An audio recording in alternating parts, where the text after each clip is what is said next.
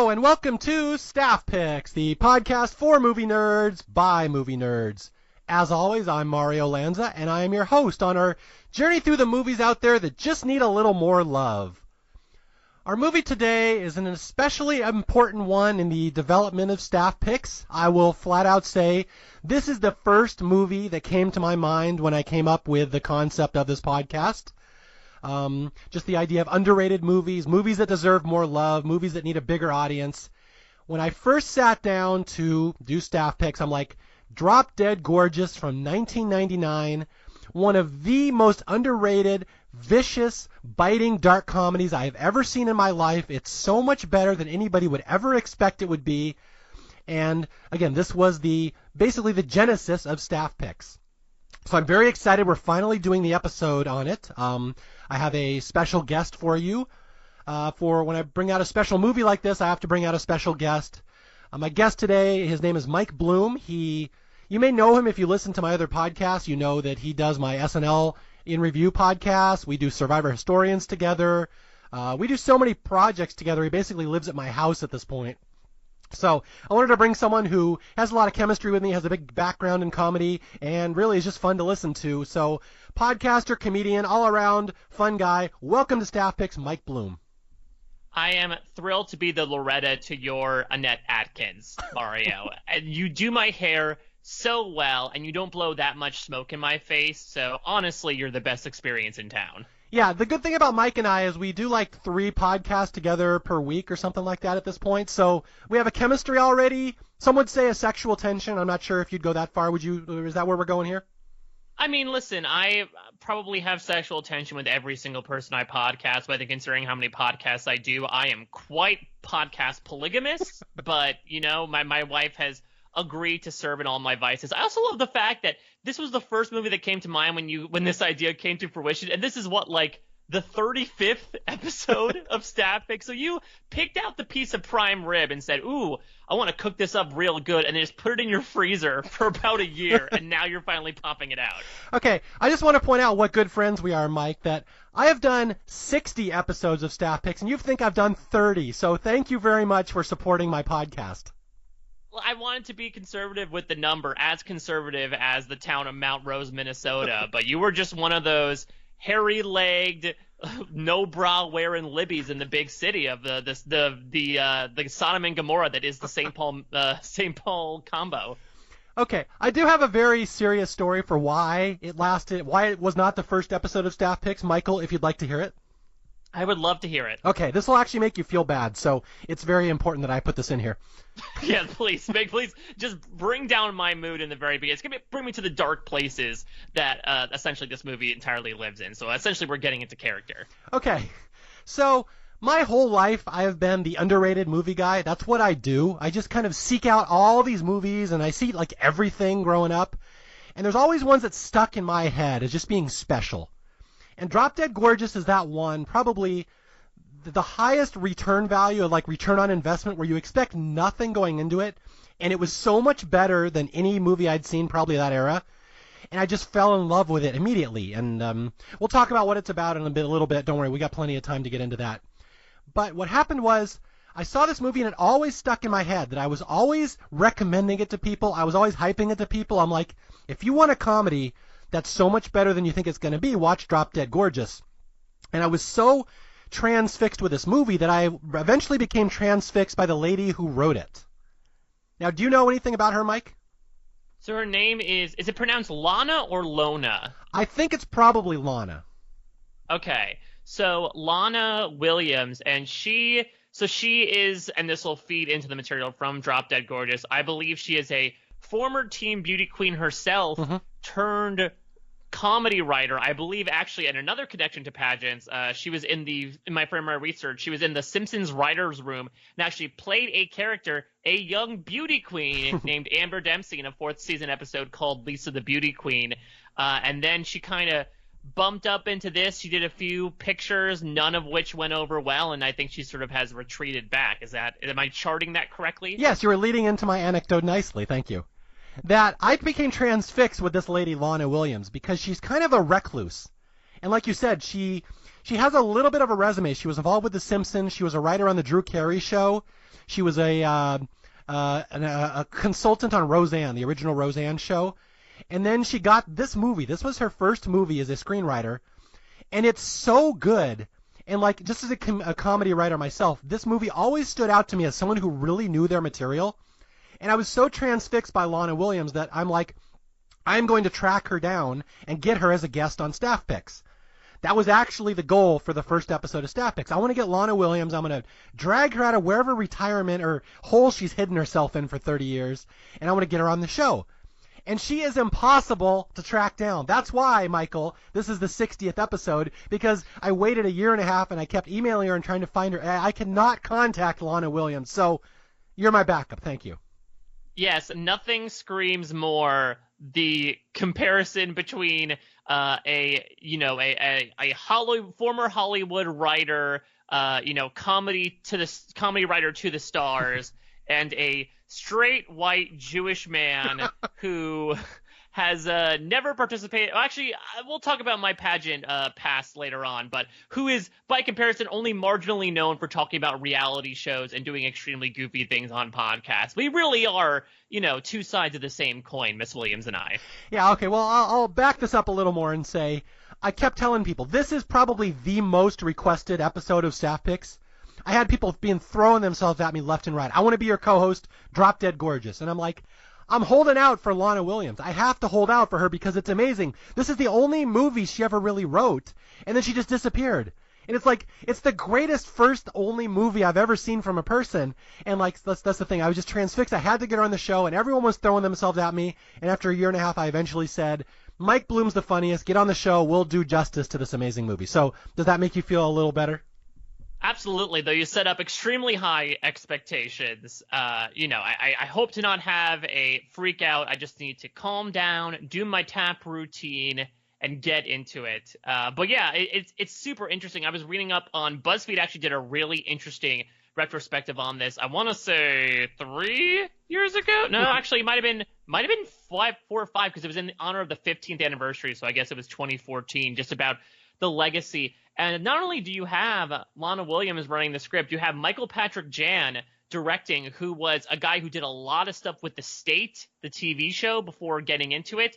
And he sort of was on a similar track. He did not go the whole J.D. Salinger light route that Lana Williams did. But after this bombed, he pretty much said, no, I'm not going to do movies anymore. Let me stick to commercials and TV shows. So it's so interesting how the way that movies cycle, especially back then, this was something that really tanked back in the day, and we can speculate as to why. Maybe the material was ahead of its time. Maybe the fact that it was a mockumentary that came out a week after the Blair Witch Project, which really changed the game of the mockumentary format, really hurt it. I'm not entirely sure, but it's so interesting how, the Hollywood machine can really take two people in who are bright-eyed and optimistic as to their first cinematic outings and just chew them and spit them out to, basically settle for lower rungs on that ladder, fearing if they get too high, they'll fall off again. Yeah, okay. To sum up this movie for people, this is one of the funniest movies I have ever seen in my life, and it's so vicious and so dark and black. And like Mike said, it's a first-time screenwriter and not only a first-time director, it's the only the movie he ever directed, right? Yeah, he went back to TV shortly after because he said, yep, movies are not for me. I guess whether it was, the actual process, there was some stuff in that BuzzFeed piece about how him and Williams actually butted heads a bit when it came to her really sticking by the way she wanted the script to be done, which was by the word, and him sort of making creative liberties with it, to the studio coming in and pulling a fast one on them by saying, oh, you know what, as a last-minute bid for international markets, can you cast this random Japanese pop star in a role? Which, if you look at Molly and her over-the-top Asian parents, which I'm sure we'll get to, the sister is that random pop star that they shoehorned in there. I think he was just probably soured on the entire experience and said, you know what, I had a lot more fun on TV. Let me go back to TV. Though, to be fair, he did bring over Thomas Lennon from the States. So there's at least a little holdover. He got to sort of keep one little dangle on his keychain from TV as he moved over to movies. Okay, I don't want to bury the lead too far because there's so much fun stuff in this movie, but I do have to mention the other elephant in the room. Now, you might not be aware of this one. You know, Lana Williams did a second movie, and her experience on that one was even worse, and she actually yanked her name off the credits. Have you? Oh yes, I remember my family and I watched a lot of Friday night movies in my youth, and I do recall one night, for some reason, my parents thought it'd be interesting to rent the movie Sugar and Spice, which, for those of you that don't know, involves a group of high school cheerleaders where one of them gets pregnant, I believe, and in order to, afford the care that she needs, they decide to rob a bank. Now, again, that's another weird thing where the studio sort of bastardized the concept. I think she wanted a bit more dark. I believe it was the original title was Sugar and Spice and Semi-Automatic Weapons or something like that. But this was, only a few years after Columbine. So this idea of Becky Lehman with a gun is probably the most the studio would go in terms of giving teenagers firearms in the wake of that controversy. And so they really, I think, watered down the really dark concept she went to the point where, like you said, she erased her name from that film and put a pseudonym in there, which I guess was the first time writing credit for that person as well, considering they did not exist before that movie. Yeah, I was just going to say, I've seen Sugar and Spice. I actually own it. I don't think it's great, but I remember the first time I watched it, I'm like, this is drop dead gorgeous. Like, whoever wrote this had to be this, because it's so similar. And yeah, that's her sad. I don't know if to say sad. I'm sure she had a very happy life, but her foray into Hollywood. Drop Dead Gorgeous was a massive flop, one of the biggest flops of its era. And then Sugar and Spice she hated so much she yanked her name off it. So the long lost Lana Williams, I hope she listens to this one day just so she knows how many people love this movie. Yeah, assuming that she has Wi-Fi in her cave or log cabin or wherever she might be. I mean, speaking of, her wiping her name from her next movie, it feels like the internet has wiped this movie from its collective consciousness. I'm going to assume that you have it on DVD, and I really am imagining this voluminous Beauty and the Beast style library of DVDs that you have. But if you look for this on any streaming site, it is scrubbed clean from the internet. It is not there. You can find like Daily Motion links that are actually in French, so none of the like actual documentary commentary subtitles will show up there, and if they will, they'll show up in French. But yeah, there are even petitions, online to get it released. For some odd reason, and I'm sure we can get into our collective histories with the movie, I've only seen it on DVD, and it appears that's the only way you can watch it. Not only that, the DVDs are all out of print. What? So you're basically owning like a relic right now, Mario. That they cost like $70 now because you basically have to just scrounge around and find someone who's willing to get rid of one. I had no idea about any of that. That's fascinating. Because again, everybody I talked to that knows comedy loves this movie. This is like one of these universally beloved movies that any comedy fan, if you know about it, that they love, and it's impossible to find. I cannot believe that.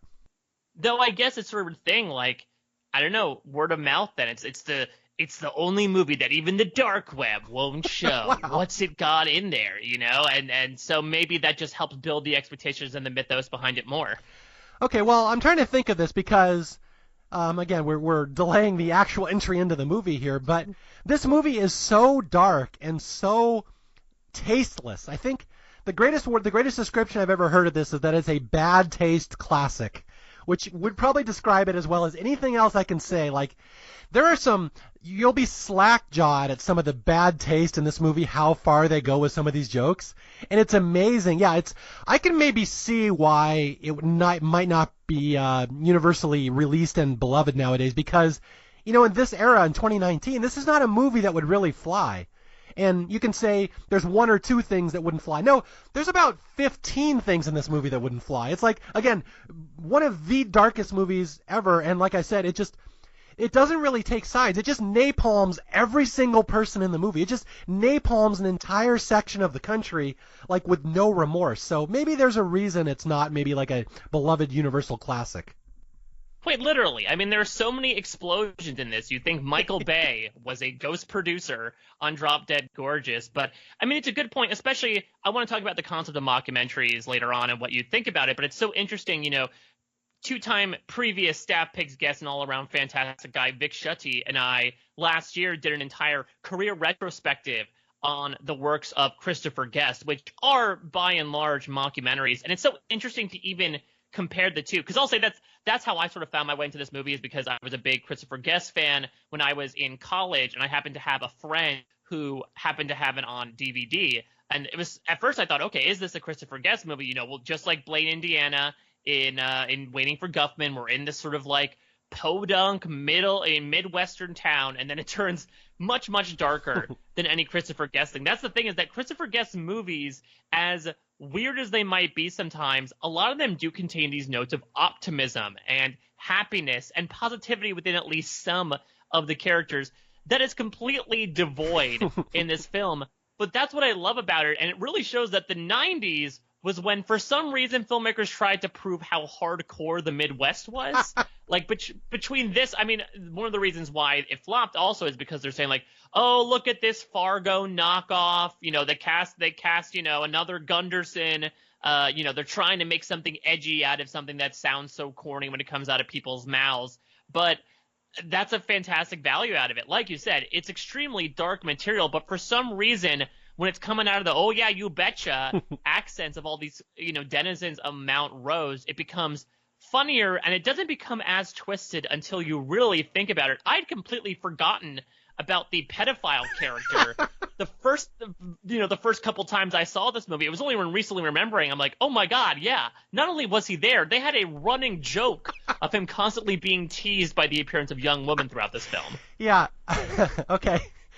Okay, we'll delve into the movie here just because I'm dying to talk about it. But that was the one gateway, by the way, was the mention of the pedophile character. Now we're finally introducing the movie. Yeah, the pedo kicks me in the butt. Now we have to actually start. But I will say, just a quick my history of the movie, and we'll do your history of the movie. And I don't want to spend too much on this, but yeah, this movie came out in 1999, and I have long said that is the best year for movies ever.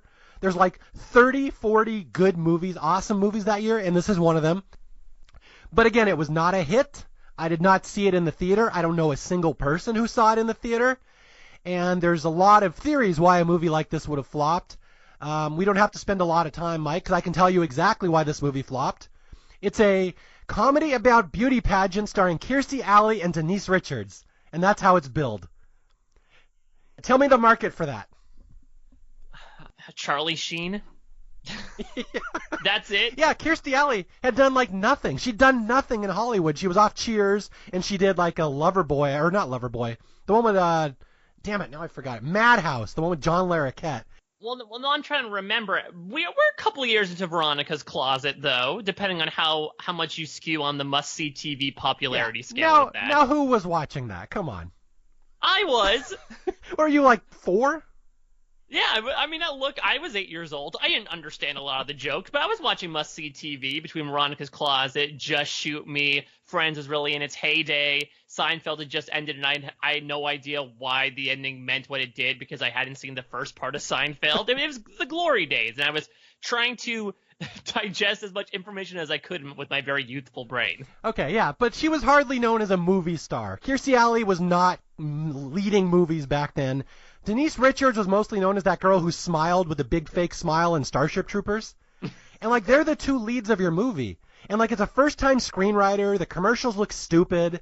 It's like a movie. It, like, looked like, I mean, like a really silly little, like, teenage girl comedy. That's what it looks like. And that's nowhere near what it is in reality. But that's why it flopped. It's not that hard to understand. And I will say that it took me about a year to finally, maybe even longer. I eventually saw it around 2001, 2002. I was just in a video store one day and I grabbed it. I'm like, well, maybe this could be kind of fun. And I'm like, wow, was I sleeping on that movie? Wow. Yeah, and it's also one of those ones where after the fact you look back on the cast and you're like, oh my god, how'd they get this many talented people in one room? I mean, this is the film debut of a 5-time Oscar nominee, Amy Adams, who... She happened to be a good amount of these people, just like Waiting for Guffman, were local hires in order to really get that Midwestern feel to it. Surprisingly, people might be stunned to hear this. Amy Adams was one of those local hires. Yeah. She was working in a dinner theater in Minnesota and happened to go out, and then the rest was history. So it's crazy that you have her, that you have Kirsten Dunst, who had just come off of the like Jumanji wave and was now obviously going on to, this is basically her weird project between Jumanji and the Spider-Man trilogy. Between those commercial successes, she sort of delved deeper into this, which I think will inform some of her choices later on in her career. You have the sublime Brittany Murphy. Of course, you have Allison Janney. You have Ellen Barkin. There's just so many fantastic people in this, but if you look at it as a time capsule, back in the day, nobody knew who the hell those people were. So while those may have been names that draw now, they definitely were not nearly 30 years ago. Yeah, I always have a story about that too, that I first saw this movie, and I'm like, every single character in this movie is fantastic. Every actress is perfect for the role they play. And I'm like, you know what actress I like?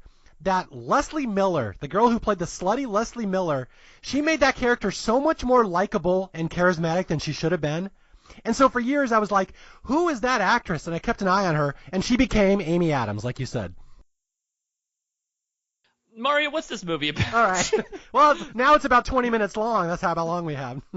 Yeah, all right, exactly. Okay, we'll go into it. So the movie Drop Dead Gorgeous is a mockumentary. It's a story of a fictional beauty pageant that takes place in the town of Mount Rose, Minnesota in 1995. And it's clearly written by somebody who grew up in a small town in Minnesota, because there are many, many, many, many, many wonderful little small town, or little nasty small town details in here. And I think that should set the tone, right, Mike?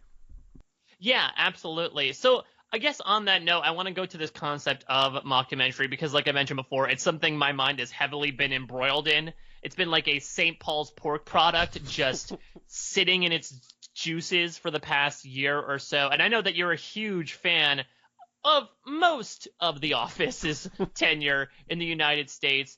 Do you have any thoughts towards this concept of the mockumentary, especially when it's used as a comedic device? Just my short answer is I haven't really seen too many bad variants of it. Like, it's almost always funny if they pull it off correctly. Yeah. I mean, I really enjoyed it as movies. I had, again, sort of came into it with a sort of shelter perspective from a cinematic perspective with basically checking out all the Christopher Guest stuff. I didn't realize that, there would be things like this, or like, I'm trying to remember the mockumentary that's done about Nicole Kidman as like a serial killer with ice skating. I can't remember the name of it now. Never mind. I was going to say Serial Mom. That's not it. That's Kathleen Turner.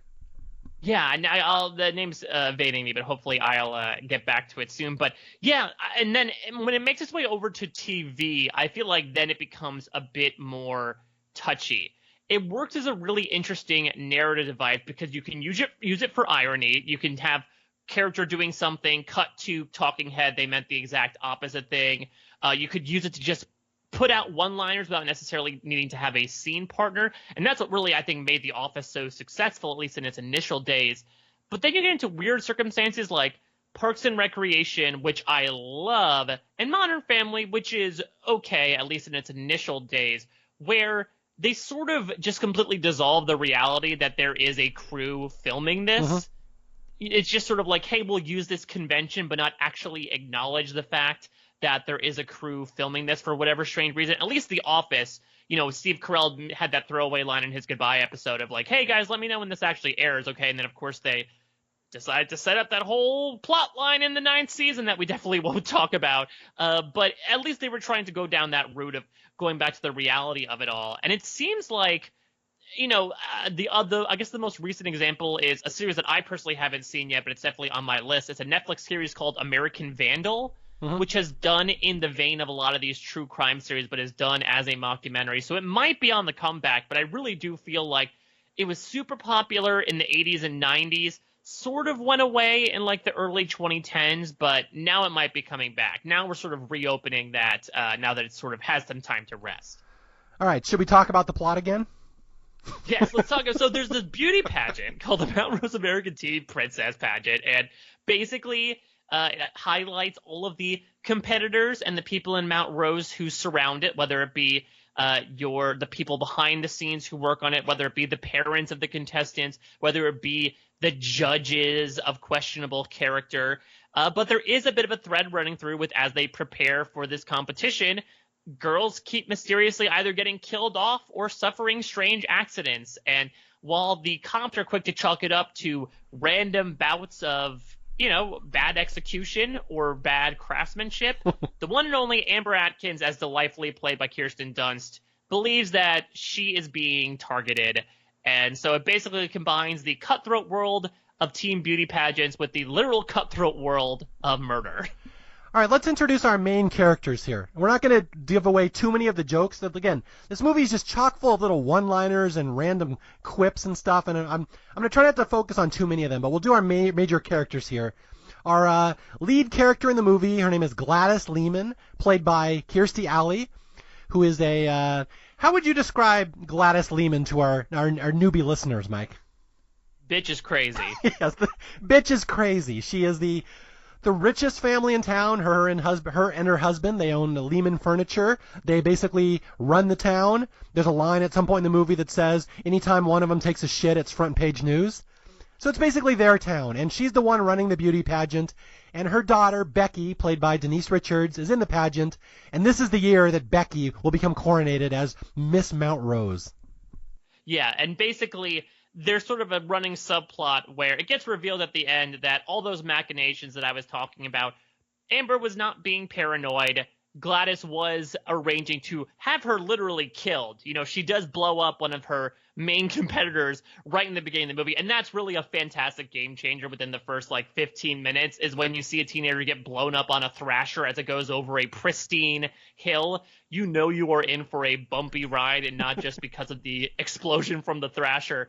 But it's so interesting how she starts off so matter-of-fact. You know, she's the head of the Civil Servettes, I believe is the name of the group, where Miss Mindy Sterling, Frau from Austin Powers herself, in a much tamer role volume-wise. But they are, heading up the pageant, and so she seems much more introductory, much more welcome. But you can tell, especially when one of the people even vocalizes that it's going to come down to Becky and a character we're soon going to be talking about, Amber Atkins, she gets a bit snippier, and it finally culminates in this rage spiral when her baby gets eaten by the swan. No. They're jumping way too far ahead. Save the swan talk. All right, I'll save the swan. I'll leave it an egg for now. But yeah, another fun thing I found out, maybe not so fun, but I believe Kirstie Alley was fully into the Scientology at this point.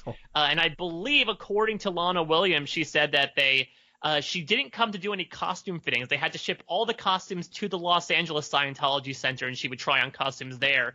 And apparently, even though I think she does a fantastic job at really becoming unhinged and just a truly fantastic villain in this movie, Lana was not pleased with her performance. She thought she was not funny at all, but it might be tainted by the fact that she just did not know the script. So she was very much flying by the seat of those culottes that she made for herself. So wait, Kirstie Alley was just improvising this whole movie? So that's basically her in the movie? No, I mean, I think she learned it. But, there's a difference between, really preparing and going beforehand and being like, all right, what's today's lines? Let me learn them a bit beforehand. And I'll sort of walk in and be like, yeah, what's going on in this scene? Okay, well, she is the biggest name in the cast. It would seem, maybe, I would understand she'd pull a little diva trip here. But let's not skip over Mindy Sterling here. I just want to mention her real quick. There's a lot of great side characters in this movie. That's one of the great things about Drop Dead Gorgeous, that I'd have a hard time picking my favorite 3 side characters in this movie. That's how rich it is. But the most underrated has got to be Mindy Sterling as Gladys's little sidekick Iris. Yeah, it's only because I do love it. Yeah, it's only because the more times you watch it, the more you realize how many funny lines she has that you didn't even realize that was her. Yeah, I mean, she's the one who, from the very beginning, talks about how what's sick is women dressing up like men. And she really does seem like Gladys's yes woman. She's really yes-anding all the proselytizing that Gladys is doing throughout this film. So right off the bat, we're in this tiny little town, Mount Rose, Minnesota, population 5,000, which screenwriter Lana Williams, based on her own hometown of Rosemount, she just inverted the word, which I always love that little trivia. No one will ever know. Yeah. And so this is basically based on all her realities of growing up in a small town and doing beauty pageants. And right from the start, Gladys Lehman tells us that Mount Rose is a little different than other towns. And here's the exact quote I got to use. We're cleaner here. We're more wholesome. We're God-fearing. There's no back room in our video store, unlike the big sin cities, a.k.a. Minneapolis, St. Paul.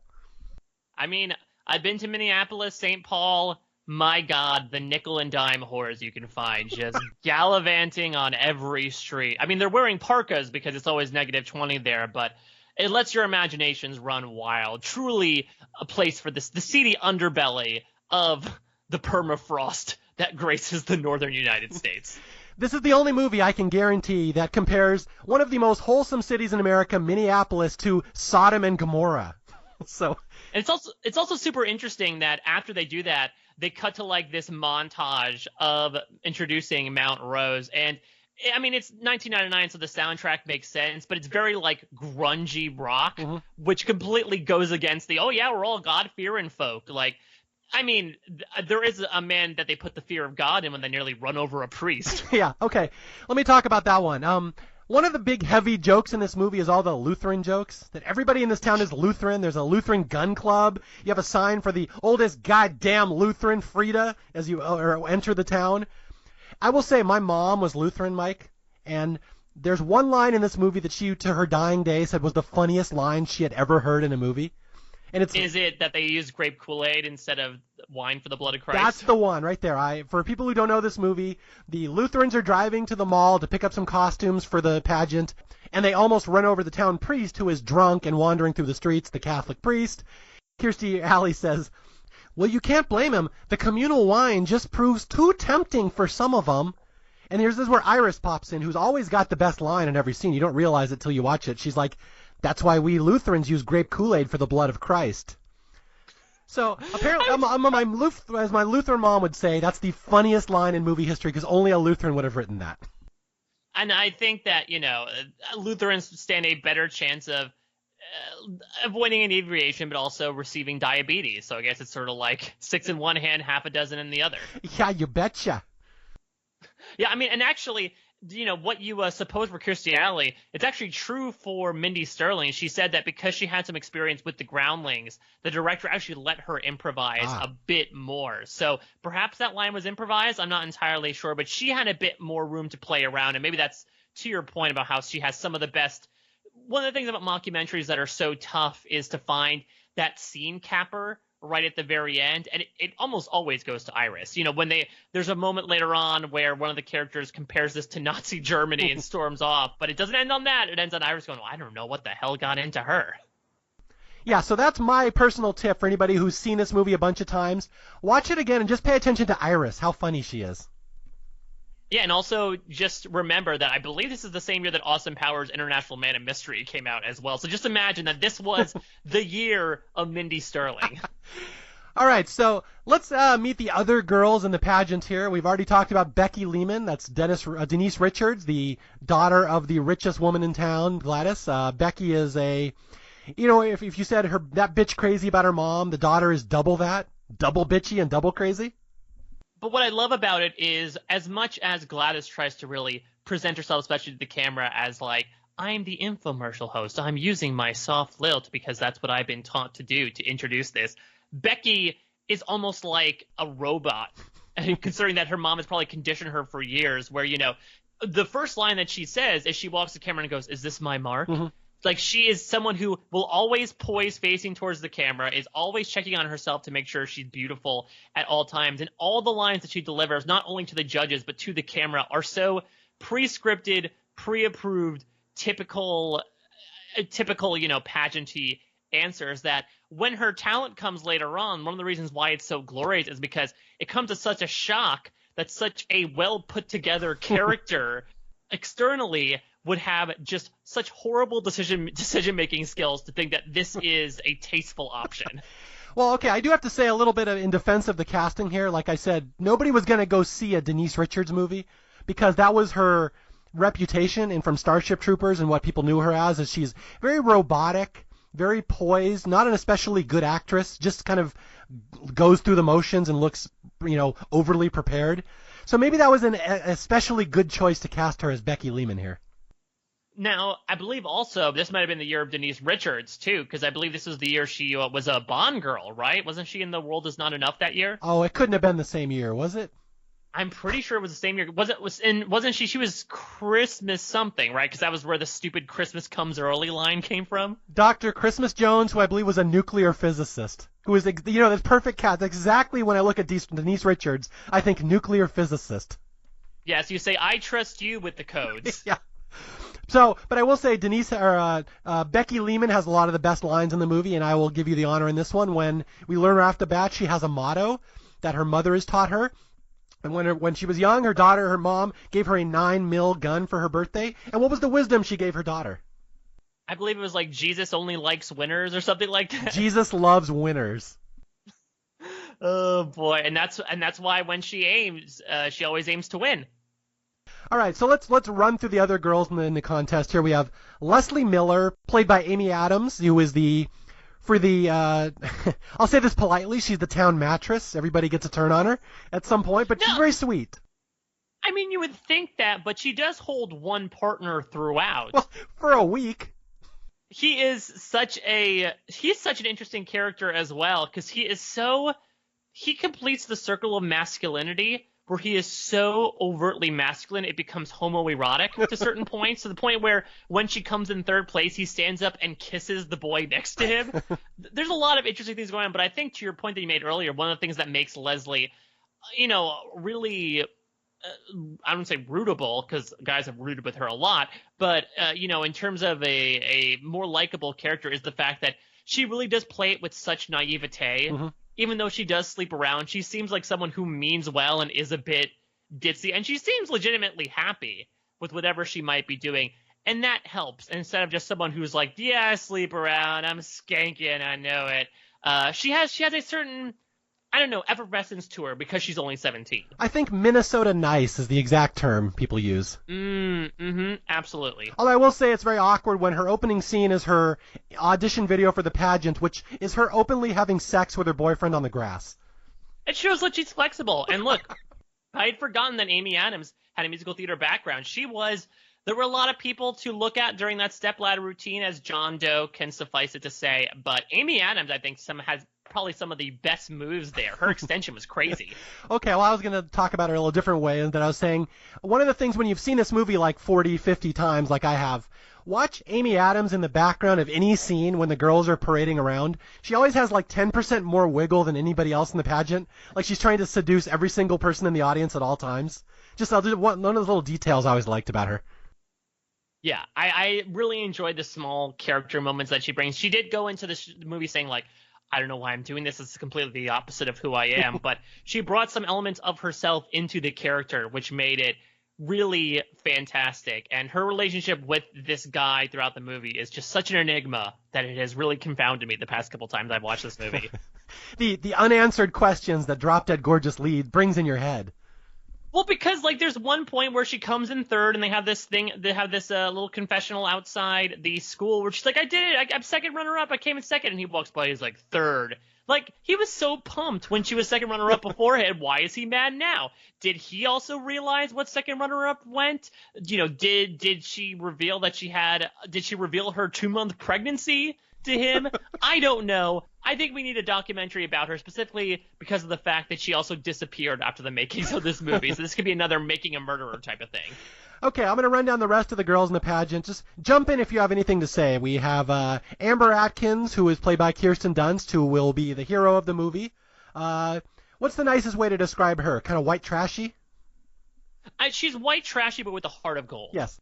Like, she means so well, and she has a couple times where she's snippy. She gets into a flat-out hair-pulling cat fight with Becky at one point during the pageant, but otherwise she means super well, and it's one of those representations of how, like, money corrupts, in that Becky Lehman's part of the richest family in town, and she really has no soul, and Amber Atkins basically comes from nothing, but it's taught her to really appreciate things and work hard. She works 2 jobs. One of them is doing hair and makeup for the dead in a funeral home, which I think is the microcosm representation of how dark this movie is. If you get a chuckle out of the concept of somebody tap dancing around a morgue while doing hair and makeup on a cadaver, I think that shows your taste towards the movie. But I mean, she is super feisty, and Kirsten Dunst, I think, is a severely underrated actor, especially when her lot got thrown in with, she's just in a bunch of superhero movies.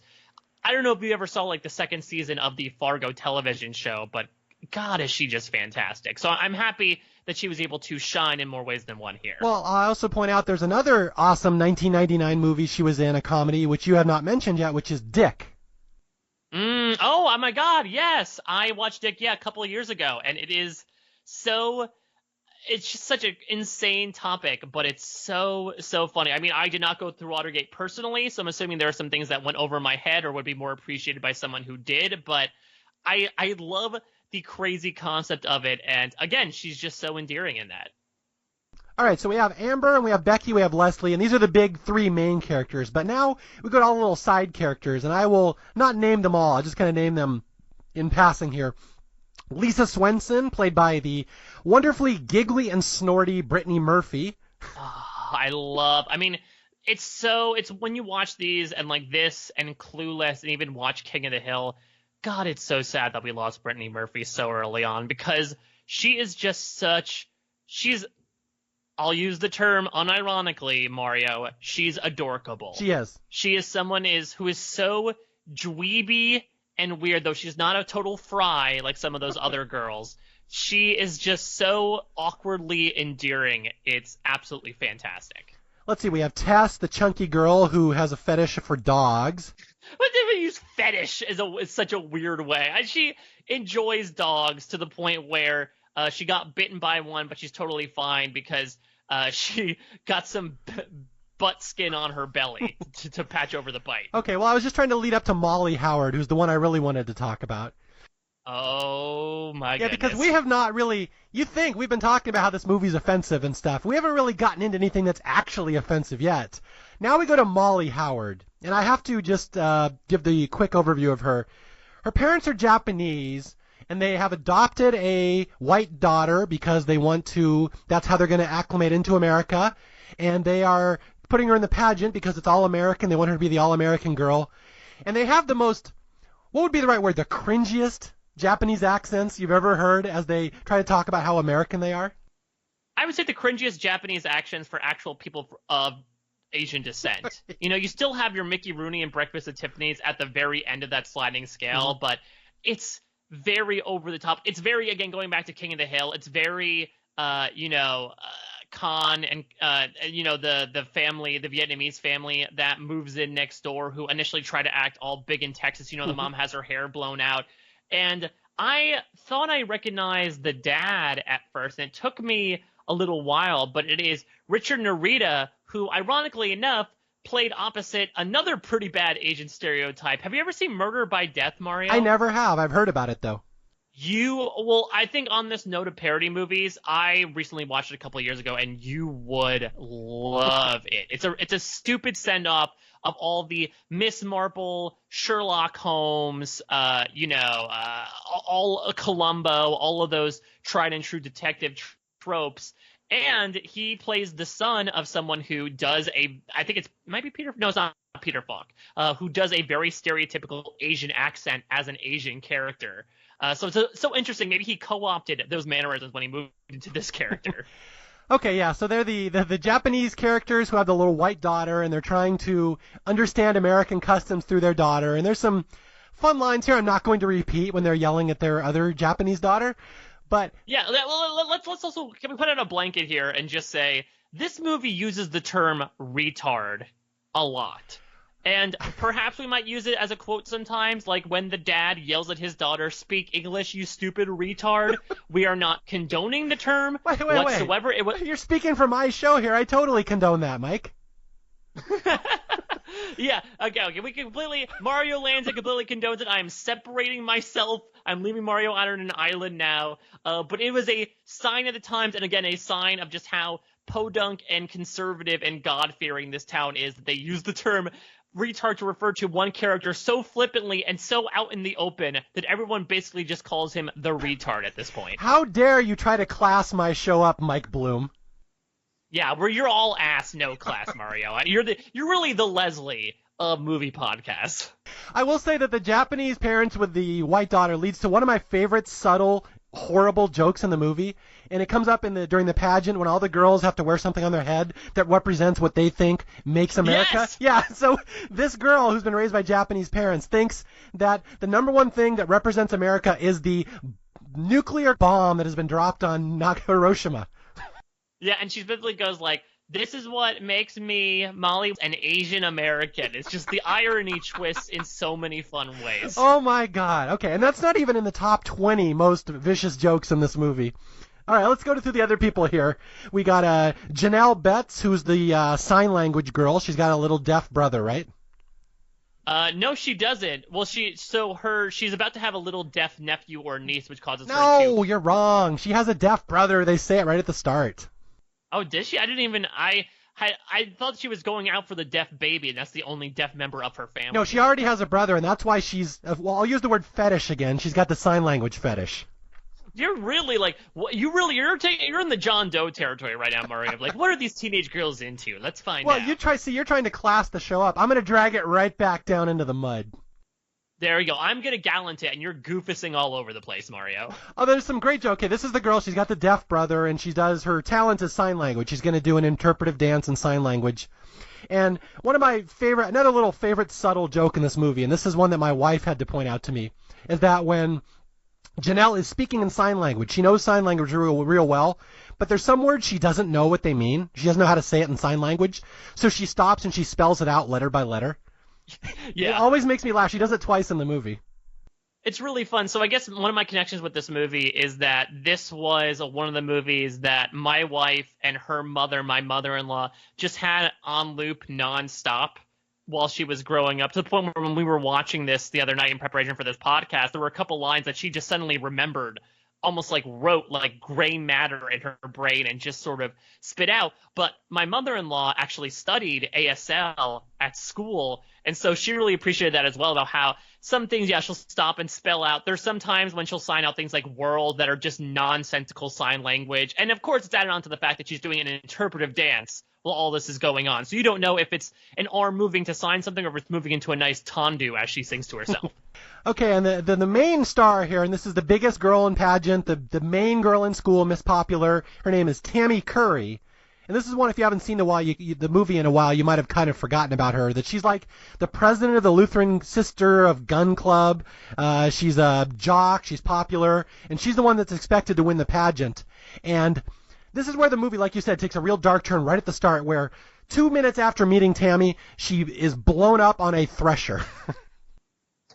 It's so interesting the way that this movie is plotted out, because all these threats happen just in the course of the first half of the movie, and it really comes fast and furious. You know, they take some time introducing these characters, but then this first big event happens. Then they introduce some more characters, then a second big event happens. You know, I know we cannot get into the mind of Lana Williams because she's in a bunker somewhere at this point, but it would be interesting to sort of understand where the plotting elements came into the picture, because it's also interesting how we can definitely talk about the ending later on and how deliciously dark it was, but it's interesting how you would think the pageant would be the big closer of the film because that's the big climax, but there's a good amount of rising action and a lot of falling action from it as well. It's very unconventional in that regard. Yeah, I only have one gripe with this movie, in that it's about 15, 20 minutes too long. It ends after it should. That's the problem.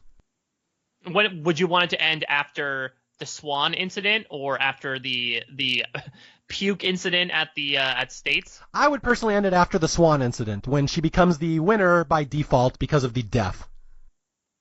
I could understand that. At the same time, I think, and we can certainly talk about it, when it comes to the States and the nationals of it all, I think that is sort of Lana Williams saying, like, okay, one for you, audience, one for me. I think this is her final shot at this system that she grew up in by, you know, having it end up being essentially the rose-colored glasses falling off of Amber's face as soon as she leaves Mount Rose, and then especially her going to nationals and the big company getting shut down and everyone going apeshit, I think is an interesting way from a thematic perspective to end things. So to your point, I think from a plotting perspective, it is interesting that we just have a bunch of codas essentially after that big ending in Gladys's tirade. Okay, so we've met all the girls in the pageant, and we've killed Tammy Curry, who was supposed to be the favorite. She was the one that's supposed to win, and with her out of the way, it's basically Becky's game to lose here.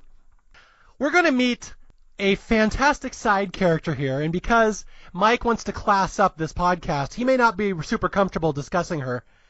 Mike, let's talk about Mary Johansson, who won last year. Yes, so for Mary Johansson, she really worked hard. She did all this stuff on only 400 calories last year. And I guess bad habits die hard because she ends up in the anorexia, or hospitalized for anorexia. I do love how the Mount Rose Hospital has a signpost that has an eating disorder wing like emphasized on there. How weird is your town that you have to say, like, yep, you got that, like, it almost came in order, like emergencies, burn ward, and then eating disorders. That's the top three on the Family Feud of what maladies plague the denizens of Mount Rose the most. Yeah, again, you talk about a joke that wouldn't fly in a movie. The winner of last year's pageant is a straight-up anorexic. Not only that, she is in the anorexia ward of the hospital. Not only that, but she is on her deathbed.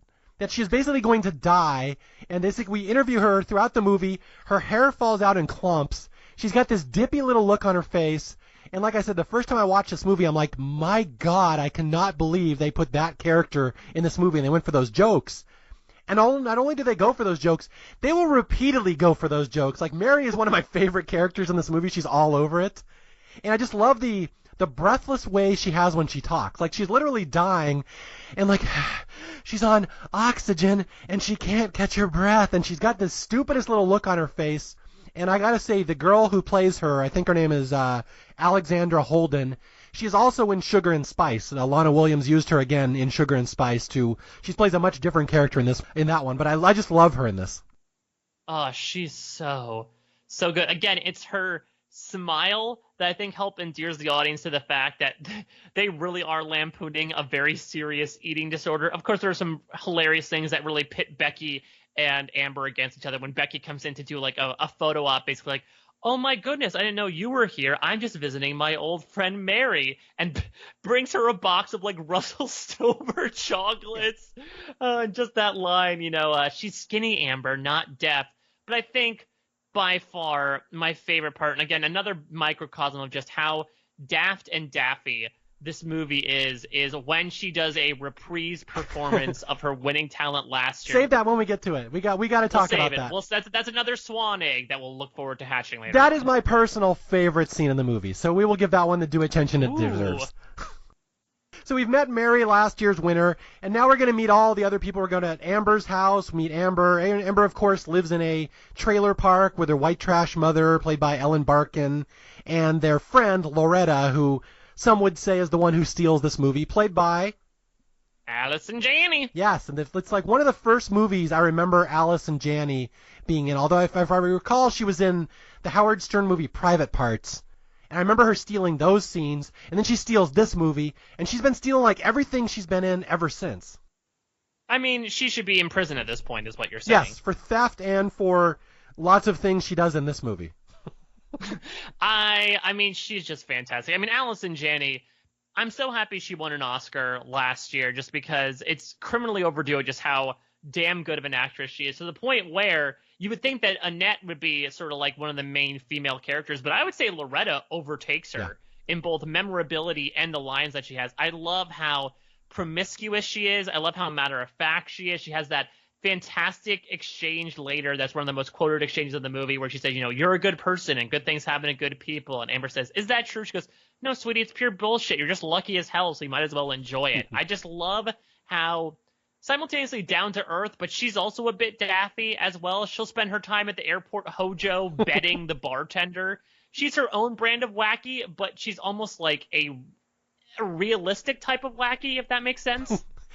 I like one of the running jokes in this movie is that every time one of the denizens of the white trashier area of town sees the video cameras, they think they're on cops because I love that. They've ostensibly been on cops before, so they're used to this. And then the fantastic capper at the end when it turns out that the cops crew is there. It's just, that is comedy gold.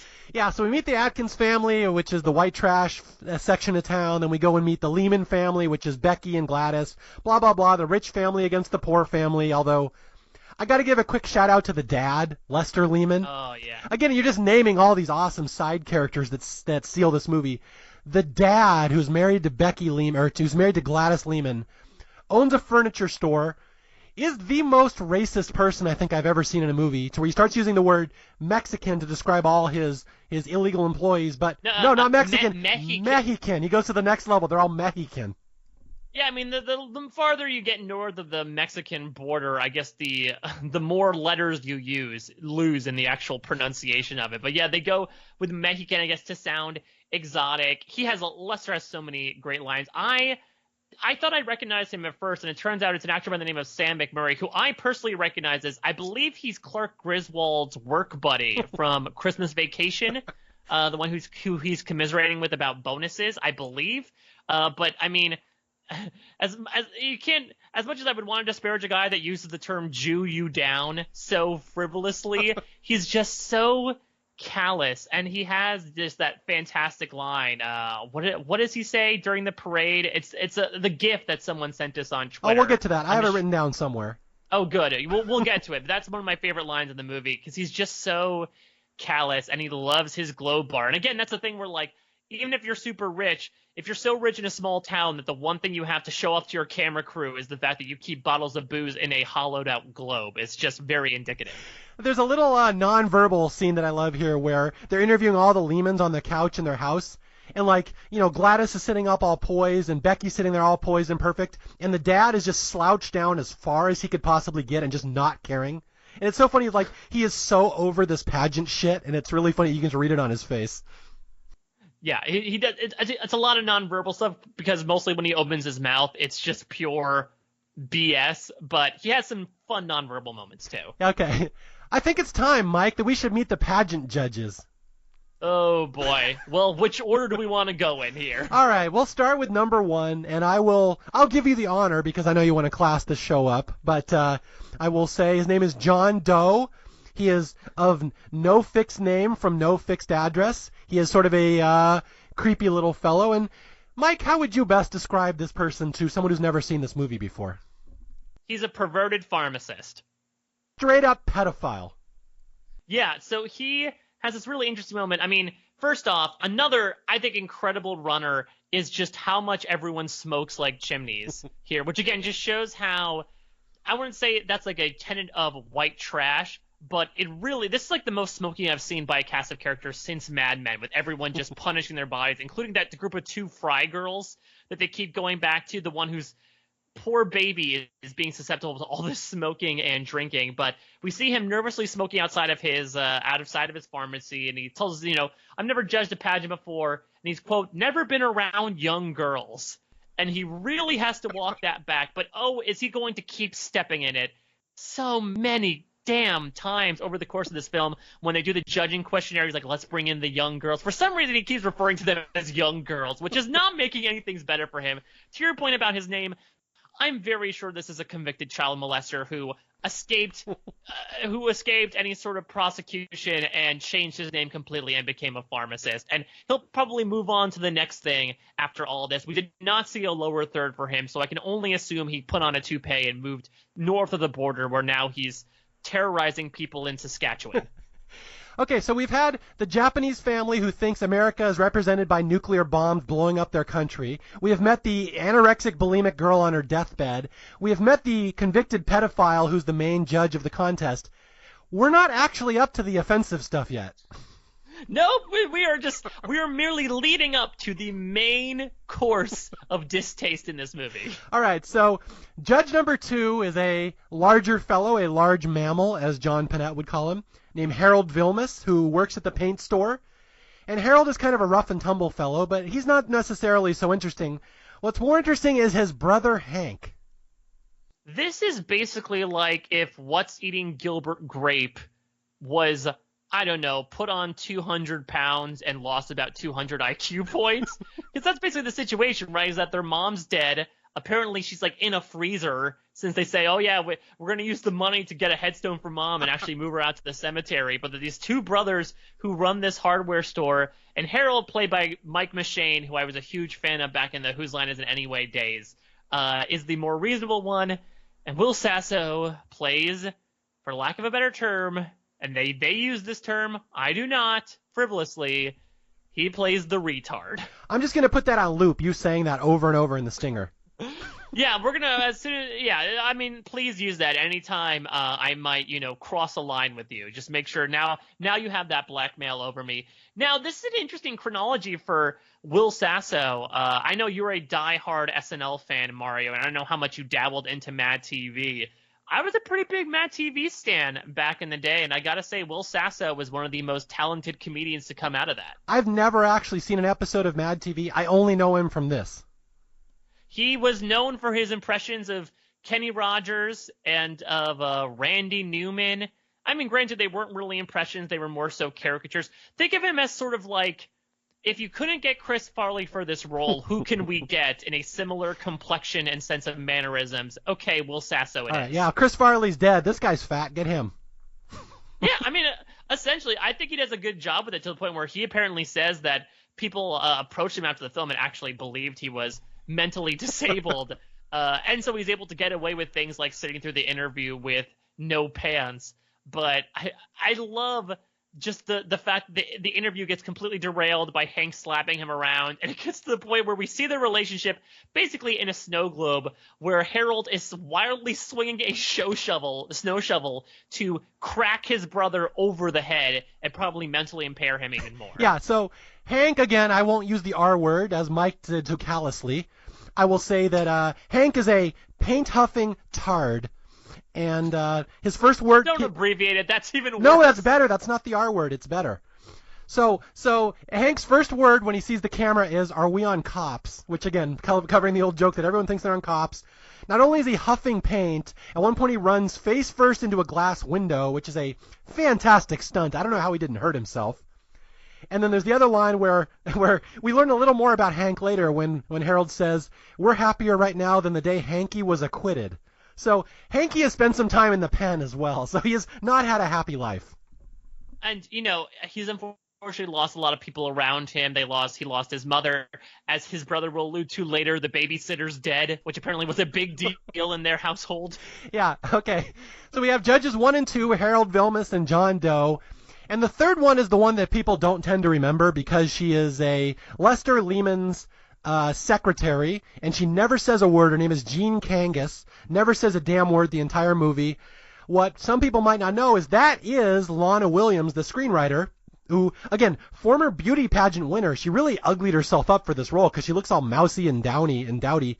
But yeah, that's her making a cameo, although she never says a word the entire movie. She's basically just there so the Lehmans can stack votes in the jury. Well, and so there's a story behind that as well. Yet another sign of the Cold War that was happening between the director and the writer of this film was that Williams initially wrote that Candy Striper role in the hospital, the one that's bad with the needles, for herself.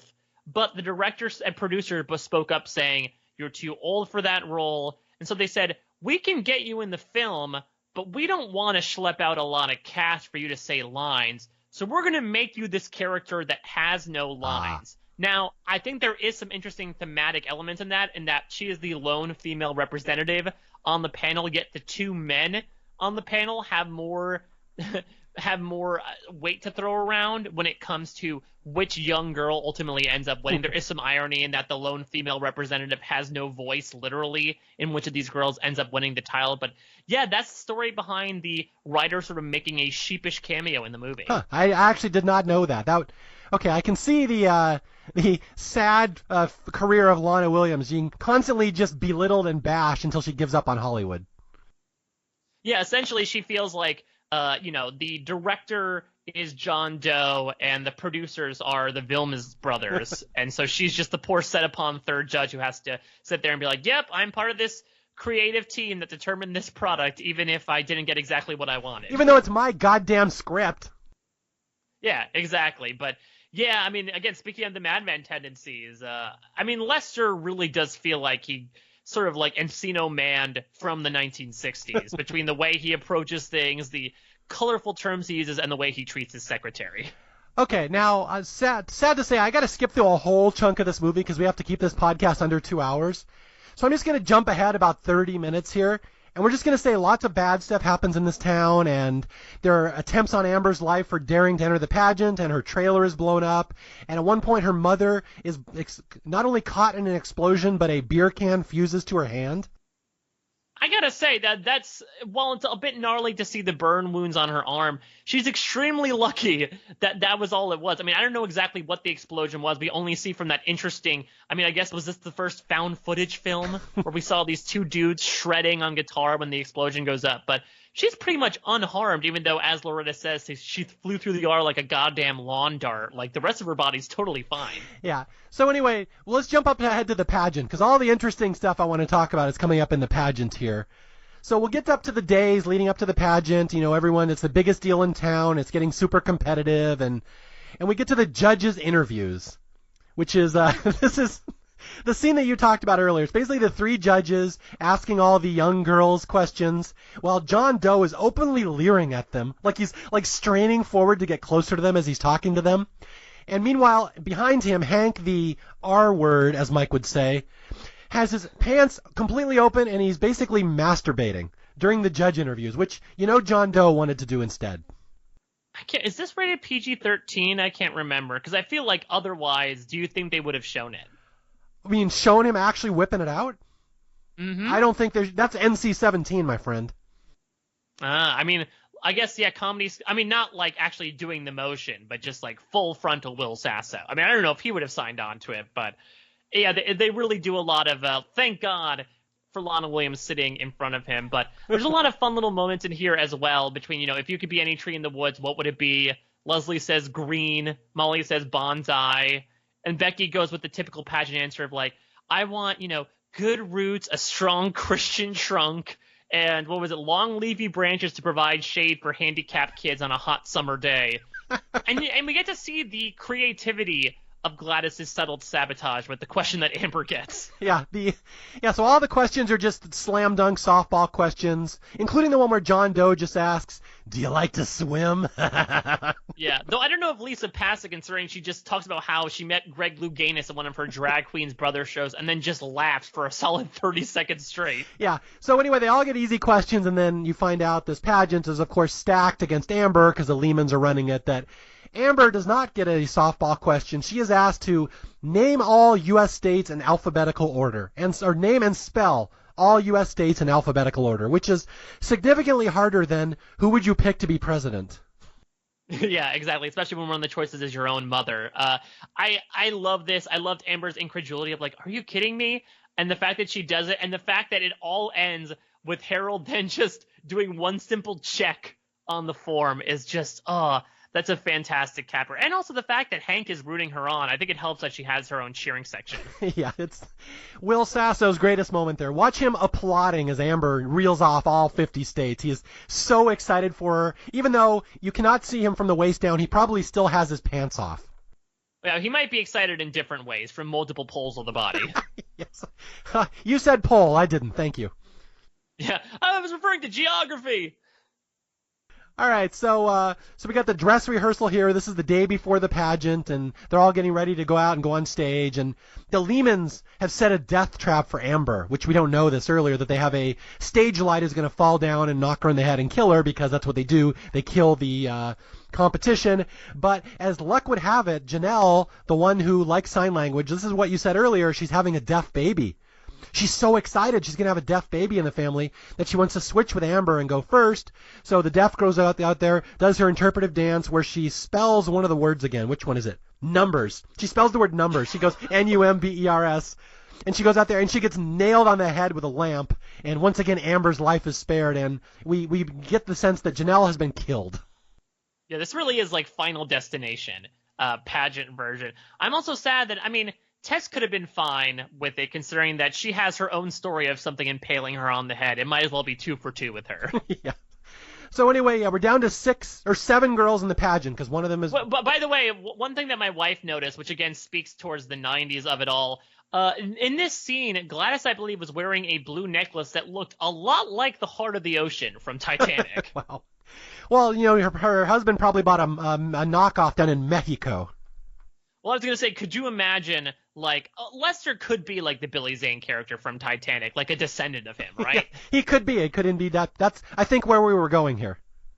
Yeah, I think that's really the insider. Clearly, Lana Williams is trying to set up this sort of like 90s cinematic universe where they were going to have a crossover with Brendan Fraser's Mummy franchise. Since Kirsten Dunst is involved, Robin Williams is going to come out with a CGI elephant. It would have all been connected. It would have been the most incredible thing. Marvel would have been shaking in its boots. Okay, so moving on from the Lana Williams cinematic universe, now we are at the official high water point of this movie, the actual pageant where the 7 of Mount Rose's brightest are competing for the title of Miss Sarah Rose Cosmetics.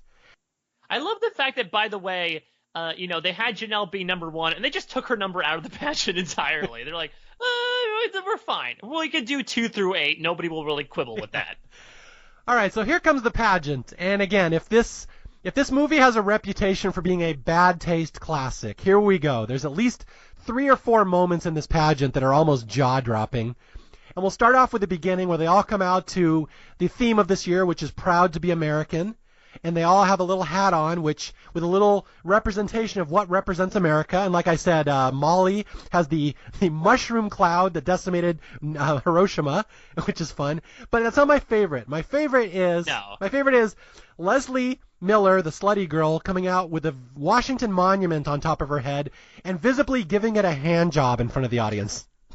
Yes, and especially her boyfriend catcalling her, and then cut to a very sweaty-looking John Doe. But I'm surprised that was your favorite, because my favorite was Tess misunderstanding the assignment. Yeah, okay, explain that one.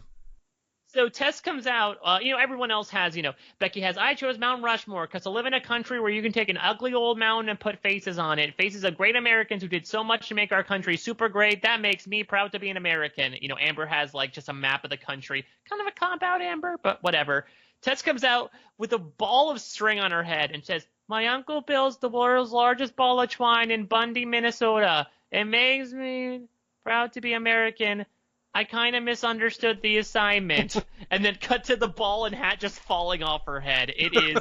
That's one of those lines that my wife also has sort of stuck in her gray matter. I'm surprised, though, Mario, that you sort of breeze past the theme. How do you feel like this compares to other past illuminating themes like Buy American, USA is A-OK, and especially Amer I Can? All I will say is whoever wrote this movie, a.k.a. Lana Williams, clearly grew up in the Midwest. Yeah, Amer I Can, I think, might be my favorite, just because as a fan of puns and deconstructing languages, it makes no sense, but all sense at the same time. Okay, so some other hats here. I got to give a shout out to Lisa. This is Brittany Murphy, who has a Statue of Liberty on top of her head, which, if you look close, is clearly just a Barbie wrapped up in what is it? Tinfoil. Tinfoil, yeah. And she's holding a candle that's supposed to be the torch, and you can see that Lisa attempts to light the torch and then starts getting into a laughing fit because she can't light it. I don't know if that was, scripted or not. We actually don't know if it lit or anything. Knowing Becky's machinations, if she would be engulfed in a flame ball or something. But yeah, these are all fantastic little props that do just a great job of introducing the audience to the calamity that is the Sarah Rose Cosmetics Mount Rose American Teen Princess pageant. Can I give my little nerdy Minnesota trivia of the day here? Oh, please do. All right, so the world's biggest twine ball, the one talked about in Weird Al's historic song, The Biggest Ball of Twine in Minnesota. Yes. It is in Darwin, Minnesota, and I have been there. I have pictures of it. In this movie, Tess alleges that her uncle built that twine ball, but she says Bundy, Minnesota. And Bundy, my friends, is not Darwin. That is incorrect. Cut to a billboard outside Bundy, Minnesota that says, home to the world's largest ball of twine, and the mayor complaining like, the damn Shriners won't take the billboard down, even though this is not the town. Take down the damn Frida sign. All right, so backstage there's some drama because Amber's tap costume has disappeared. Becky has probably shredded it or stolen it, and they get in a little fight. But enough about that. Let's go back on the stage because. Well, hold on. I do want to point out another great Iris line where Iris breaks up the cat fight, and Amber goes, "I hate her," and Iris goes, "I know, we all do. Let's go. Come on." All right, so. Now we're going to go for the first of the holy shit moments in this pageant that you cannot believe they did in a movie. And this is Mary Johansson, the anorexic girl, like I said, my favorite scene in the movie, giving her farewell performance. Doing in her encore lip sync to Don't Cry Out Loud, wearing a big curly brunette wig. I don't know if she wore that last year, if she wore this year to just cover up her pallid complexion, but oh my God, it's brilliant. Yeah, I always have fond memories of the first time I saw this scene and just laughing because I could not believe the gall of whoever wrote that scene and whoever approved it and put it in the movie, that the dying anorexic girl out there giving her farewell performance, lip-syncing horribly, I might add, not even close to the right words. Her wig is 3 times too big for her head. It's clearly a wig. And not only that, but she can't dance. She doesn't have the strength to walk around the stage and dance. So she is in a goddamn wheelchair. Her nurse has to spin her around to do the spin in the middle of the song. And then at one point she's supposed to rush across the stage. And it involves the nurse running, pushing the wheelchair from one edge of the stage to the other. So that, my friends, is comedy. It's such a great image, and especially when she makes use of the wheelchair, like, during the lyrics, fly high and proud, she very meekly flaps her arms, but I think my favorite part is when the lyrics go, and if you should fall, and clearly in her usual routine, she mimes, like, fainting on the stage, but here she just sort of, like, half-heartedly pretends to collapse in her wheelchair. I love it, though, because I'm assuming that RuPaul watched this movie, and that is how he came up with the hit elimination concept for RuPaul's Drag Race to lip sync for your life, because she literally is doing it here. Oh, I didn't realize. All right, so shout out to RuPaul, and again, shout out to Lana Williams if you ever hear this. I cannot believe you got this scene into a movie, so, more power to you. Can I talk for a brief second about my own history with pageants? Because I don't think I've actually ever told anyone about this who I podcasted with. But Mario, I have a bit of a pageant history myself. Were you anorexic? This was in college where I was severely underweight and malnourished, so I wouldn't say I was on that level, but I competed in a man pageant, a mangent, in my college. I went to a school called Muhlenberg College, and every year they did a pageant called Mr. Muhlenberg, where guys would compete in talent. They would do swimsuit, and we'd do like a question and answer and a formal. And I guess if I could compare myself in terms of attitude to one of the contestants in this movie, it would absolutely be Lisa Swenson. I did not give 2 shits about this. I had so many other things going on at the same time that I really put everything together with like 2 days left until the competition. And you know what, Mario? I won Mr. Muhlenberg. Wow. So you were the Becky Lehman of your school. I didn't. I was an unintentional Becky Lehman. I will not say I was as poised and composed and as focused on the competition as my competitor standing in line. But actually, on the note of Mary's performance here, the talent that I did was that I also lip synced. I lip synced to Lady Gaga's "Bad Romance" while sort of in drag. I wore like white pants, a white skirt, like white Under Armour. I basically grabbed everything both in my closet and in my fraternity house that was white, threw it on, put a chef's hat on for some reason, and did the dance to Bad Romance. And apparently the judges were bowled over from that. Especially, I don't know if there were John Does in the crowd who were especially bowled over, had some pins standing there, but I was granted the win, very surprisingly so. Did you get to do a farewell performance the next year from your wheelchair? Yes, I got to lip sync to Bad Romance from a wheelchair wearing a meat dress in honor of Lady Gaga.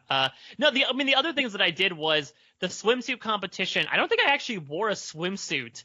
I wore like a little pair of booty shorts that could sort of be a swimsuit, and I danced to the Austin Powers theme song for some reason. Maybe because I had some nice Mindy Sterling on the braid, and I printed black and white photos out of my library printer that day.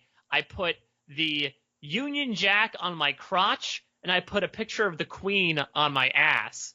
And I just danced up and down the aisles, shaking what my mama gave me, including in front of the judges. I was kissing them on the cheeks and giving them lap dances.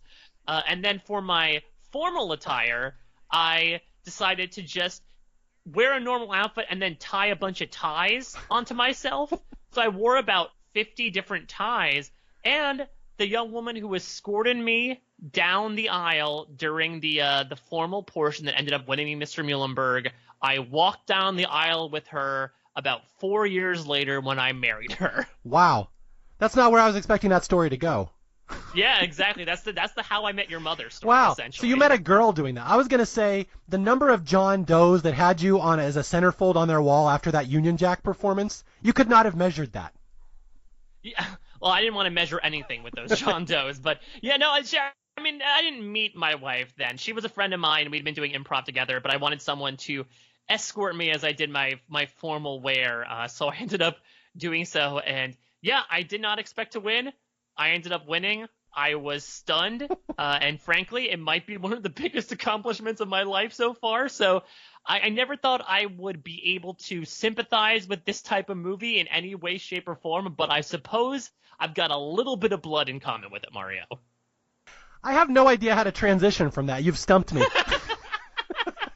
We can just end it right here, right? You're under an hour and a half. That's what you wanted. We'll just cut off half the movie. All right, so anyway, Mike Bloom was a pageant winner, and meanwhile, back in Mount Rose, we're doing the physical fitness number, and I'm just going to skim through this because this podcast is way too long.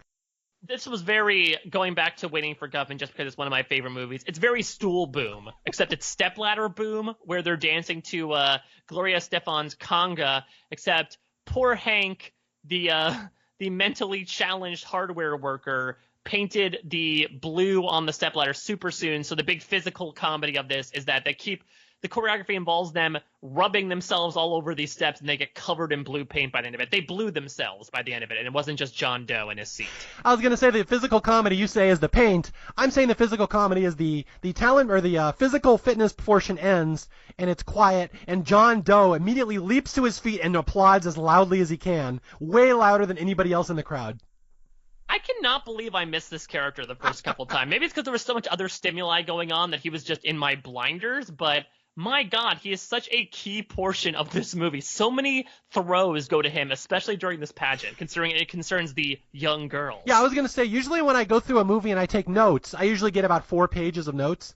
For this one, I did 6 because there's so many little details and references that I wanted to write down that we haven't even mentioned on this podcast. Just little stuff. Yeah, it's an instantly quotable movie, and that's why, mine is about 6.5, because there are just so many damn good lines. This might be, for my money, one of the most well-written comedies ever, because it's so, even though you might make an argument against it, I feel like it's so tight, and there are so many just great lines that are all character-driven and funny as hell. So I just had to basically write down the entire script while I was taking notes. Yeah, and this will sound weird unless you know me, but like, I don't get emotional talking about movies much, but like this one almost makes me misty-eyed because I respect and love the way it's written so much. Like, I'm so excited just that we actually have an episode on it, because it's like, to me, it's almost like the perfect comedy movie. And that's why I was always transfixed. I wanted to talk to Lana Williams. I wanted to get inside her head, because someone has to be really funny to write a movie this good. So like I totally understand that it's almost like the perfect comedy movie, just the way it's written. And because, there's never been a sequel or any sort of adaptation of it, it's just this really nice relic. It's a recipe that was made really well one time, but nobody really tried it at the bake sale, especially compared to all the bars going around from all the other moms. And so the recipe was put on the shelf, but man, once you sample it, you'll always remember it. And this is it's a delicious movie. It really is. Yeah, it really is. And speaking of delicious, we haven't got to the talent portion with Becky Lehman yet. Yes, I was going to say, I thought you were talking about Shannon's Soylent Green performance, speaking of delicious. Yeah, see, I'm skipping over a lot of stuff, and I'm really doing that for the listeners so they don't get bored, but there's so many little details and talents here that are just fun to watch. Like, there's a dramatic reading of Soylent Green one of the girls does. There's with a giant silk scarf she has tied onto her neck. Yes, and then Molly, the Japanese girl, once again does the line dance like a Krint Brack, like her dad said at the start of the movie. Yes, what he got that I don't got, as how I am, like, without accent, doing that line reading exactly. We also have Tess didn't know what she was doing for her talent. She settled upon just doing a bunch of stupid pet tricks or stupid human tricks of dog howls. Yes, dog howls. Leslie, the cheerleader, does a cheerleading routine, which was preceded immediately by a scene where Amber gives an interview, and you see Leslie and her boyfriend basically doing it on the mat right behind her. So Leslie's still getting action as the performance is going on. Although this leads it up to Becky Lehman. And like I said, I said it earlier with Mary Johansson, the wheelchair girl, giving her farewell performance. I called it a holy shit moment. Here we go. This one may even top that. Becky giving her talent in front of the entire town of Mount Rose. I mean, this is an emphasis on the holy in terms of holy shit, right? Yeah. This is, I believe Denise Richards said it in a statement after the fact that, when you bring in featured extras, especially if they're townies and locals, I've been able to be an extra in a couple of films. Like, they don't usually tell you exactly what's going on in the scene. So you'd have to assume that they'd have to react naturally to what was happening. And they didn't know what was coming, and the reaction was to the point where apparently several featured extras walked off the set because they were that offended by what they just witnessed. Okay, I will paint a picture. I will take the honors on this one. That Yeah, please paint a shroud of Turin in terms of descriptives.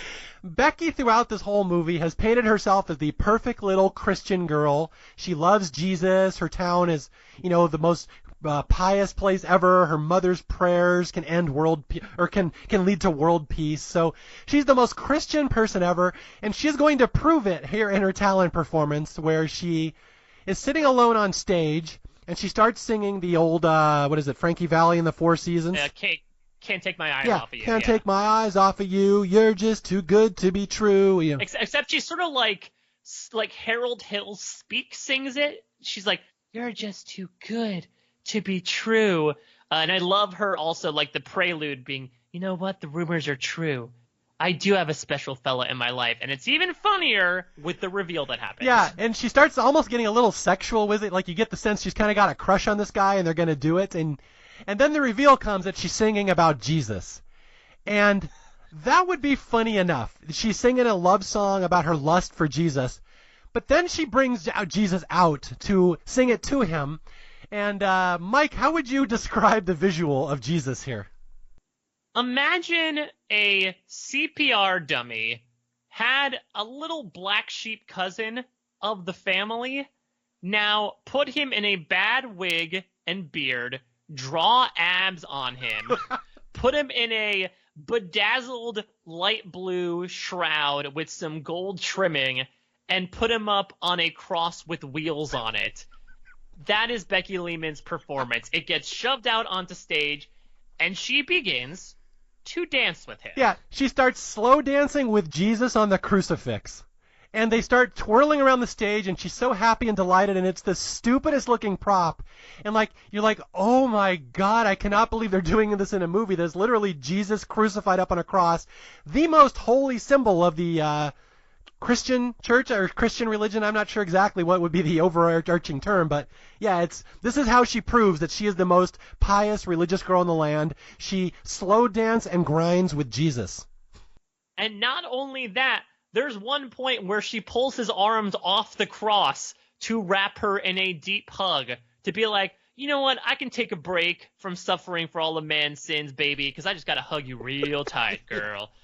But I think the best image might come from the way she ends. Yes. Where she bears the cross with Jesus on it and shuffles off to Buffalo off the stage. Yeah, that is her homage to Jesus, how Jesus once suffered and had to carry the cross on the way to being impaled, that she will support him and carry him on the cross much like he carried the cross himself. She literally puts him on her back and slow walks off the stage like the guy in AC/DC.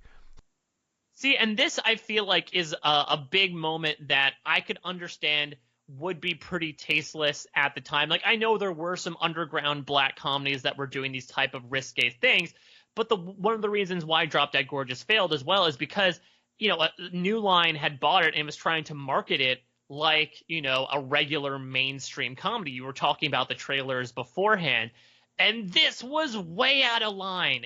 Even for that time. This would be fine in an indie movie, but not in a regular studio release. They've done much worse. They've done like that Hamlet 2 movie, 10 years after the fact, where Jesus was a main character. They've been doing, basically the 2000s have been all about sacrilegious elements in pop culture. But I feel like this really was a big indicator that this was ahead of its times in terms of its tone, because I can understand why this wouldn't fly in 1999. I have always just loved the thought process behind her dancing with Jesus on the cross. You know that her and her mom had to come up with that. I just love the fact that this was approved. And this was decided to be a good idea by the most Christian family in town, that they would prove their love for Jesus by grinding with him, basically. Well, it reminds me a bit of when Cartman on South Park creates a #1 faith-based album, right? When he basically just takes all these love songs and replaces Baby with Jesus. Again, we're talking about full circle things. Some people feel love for certain higher powers. And again, I have no personal problem with people's belief systems in that regard, to the point where they regard them with a physical and a sentimental love. It's just interesting seeing that represented in mannequin form on the stage. And then I love at the end, or the end of her performance, no one really knows how to react. And John Doe, of all people, is sitting there looking stunned. That even John Doe, the pedo in the movie, is like, that was kind of tasteless. Well, he's like, there's too many distractions on that stage, you know? Too much shirtless man, not enough girl. Yeah, get that guy on the cross out of there. Get him out of here. He's had his time. Yeah. All right, so that's the end of the pageant. Amber's going to do her little tap dance. I don't want to spend any time on that, but Amber is clearly the best person in the performance, and she has survived all obstacles and all odds. She's made it to the end. She has won the pageant, but, of course, as everyone knows, the rich family always wins. Now you see, once again, Dr. Jones. There's nothing you possess which I cannot take away. They go full Belloc on her. And the Lehmans have stacked the performance, and Becky Lehman wins Mount Rose Miss Teen Pageant. Yes, and one of these lines, again, another one of my wife's gray matter quotes, she constantly sings, "Here she is, our Mount Rose American teen princess," just out of nowhere. But I do love that the prize is second runner-up gets a $50 scholarship to the Votech of your choice, which again is like speaks to a super, low rent prize that they basically get to choose the $50 off the vocational school of your choice.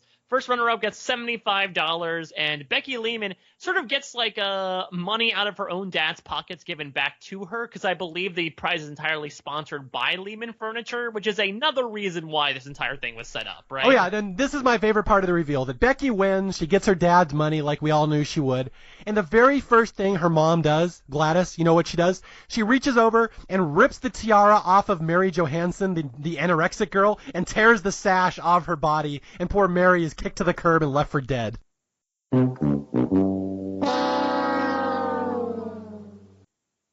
And it's so interesting it's also interesting how Gladys had a segment dedicated to herself during the awards as well, because I don't think it was like an anniversary of her winning. She just came out to basically be like, "Yup, that was me. Remember when I won? And now my daughter's competing. Oh, aren't I glorious?" And it's such fantastic, ham-handed, self-servicing hosting that it's so delightful to watch. Okay, and here's the interesting thing about this movie, and we talked earlier about how the pacing of it is kind of wrong, kind of the way they set up the script.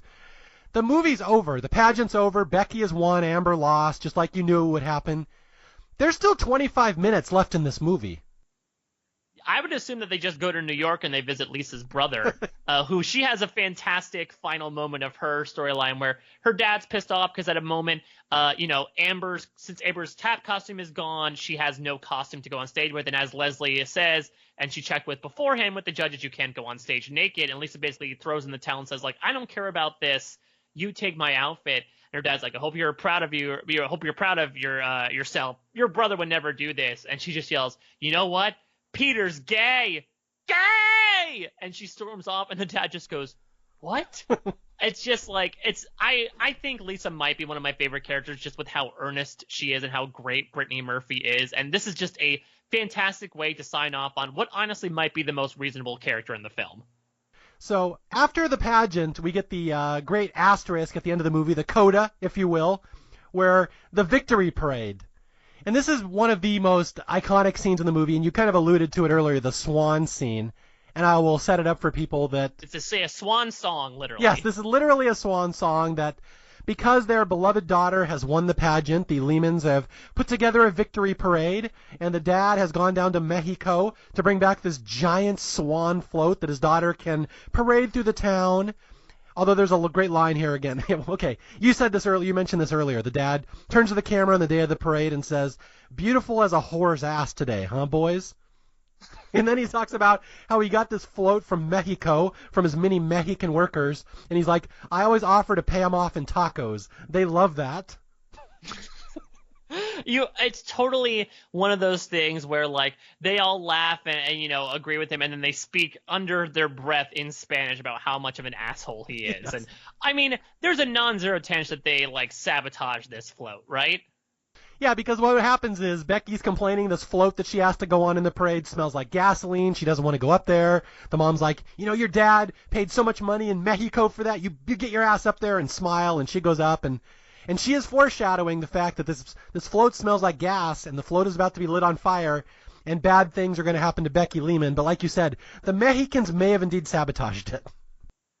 It's so interesting. There's so many fun elements of this parade that also scream the weirdness of Mount Rose, considering that the shots that we see are of what? There's like a marching band, some very tepid baton twirlers, people just playing inflatable musical instruments, a couple of go karts made out to be tanks, and then a goat.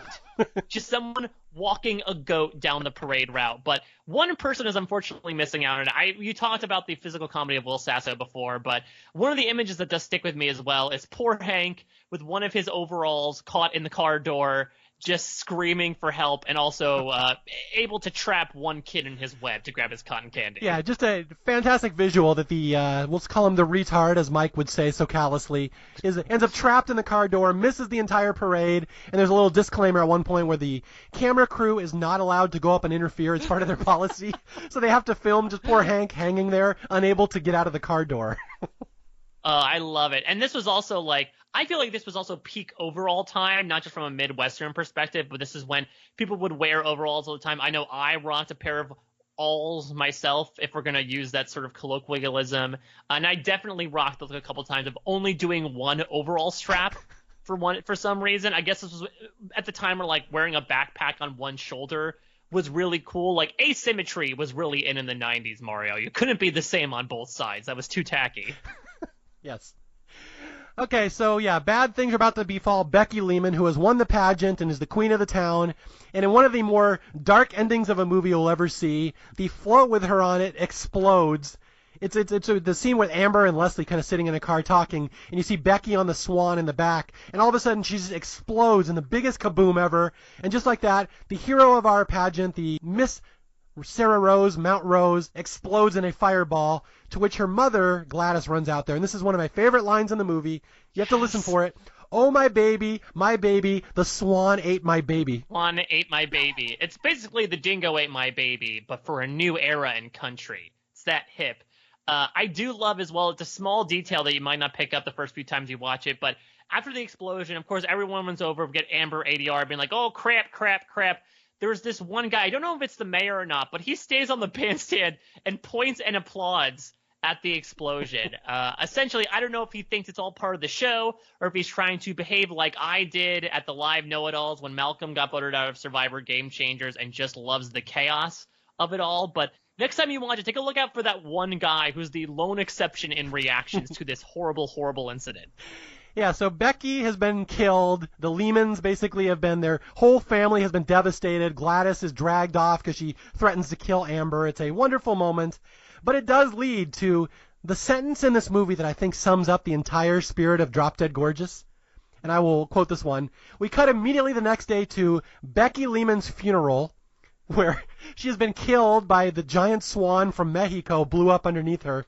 And the priest somehow turns this into a patriotic, jingoistic treatise on America, where the priest literally says, this is his eulogy for the dead Lehman girl, and that's why, dear Lord, it's with such great sorrow we turn over to you this young woman, whose dream of riding on a giant swan has brought about her untimely death.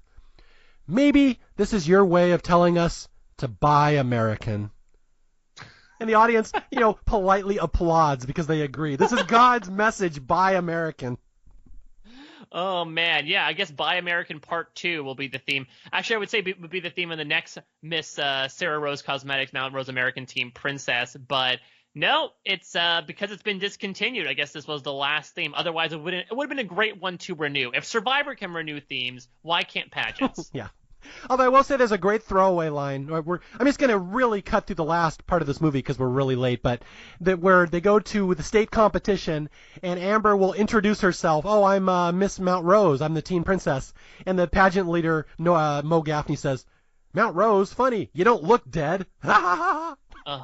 I do really enjoy. I know Nora Dunn and Mo Gaffney make very brief appearances, but I know you and I are both big SNL fans. We always love when SNL alumni pop up. Nora Dunn was part of one of probably my favorite era of SNL ever, that late 80s, early 90s, so it's always nice to see her get work. But I feel like you could do an entire separate movie. If there was a sequel to Drop Dead Gorgeous about states, you could do an entire movie about them, because they're decreasing levels of sobriety over the course of 10 minutes that they're at states is really fun and super interesting. Granted, it's interesting that they're the ones that ironically do not end up puking the most by the end of States. Okay, yeah, we'll just sum this up for people who haven't seen it. That Amber has won her city competition. She moves on to state. She goes to this state competition for Sarah Rose. It's held at the airport. Howard Johnson.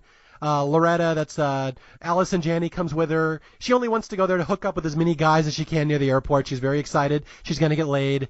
And what happens at the state competition is Amber is totally outmatched. Everyone is way better than her. She's just a little trailer park girl from Trailer Park Town. But as luck would have it, they happen to have a shellfish buffet that day. Every other girl in the pageant gets sick because Amber doesn't eat shellfish. They all puke, and Amber somehow advances to nationals by default.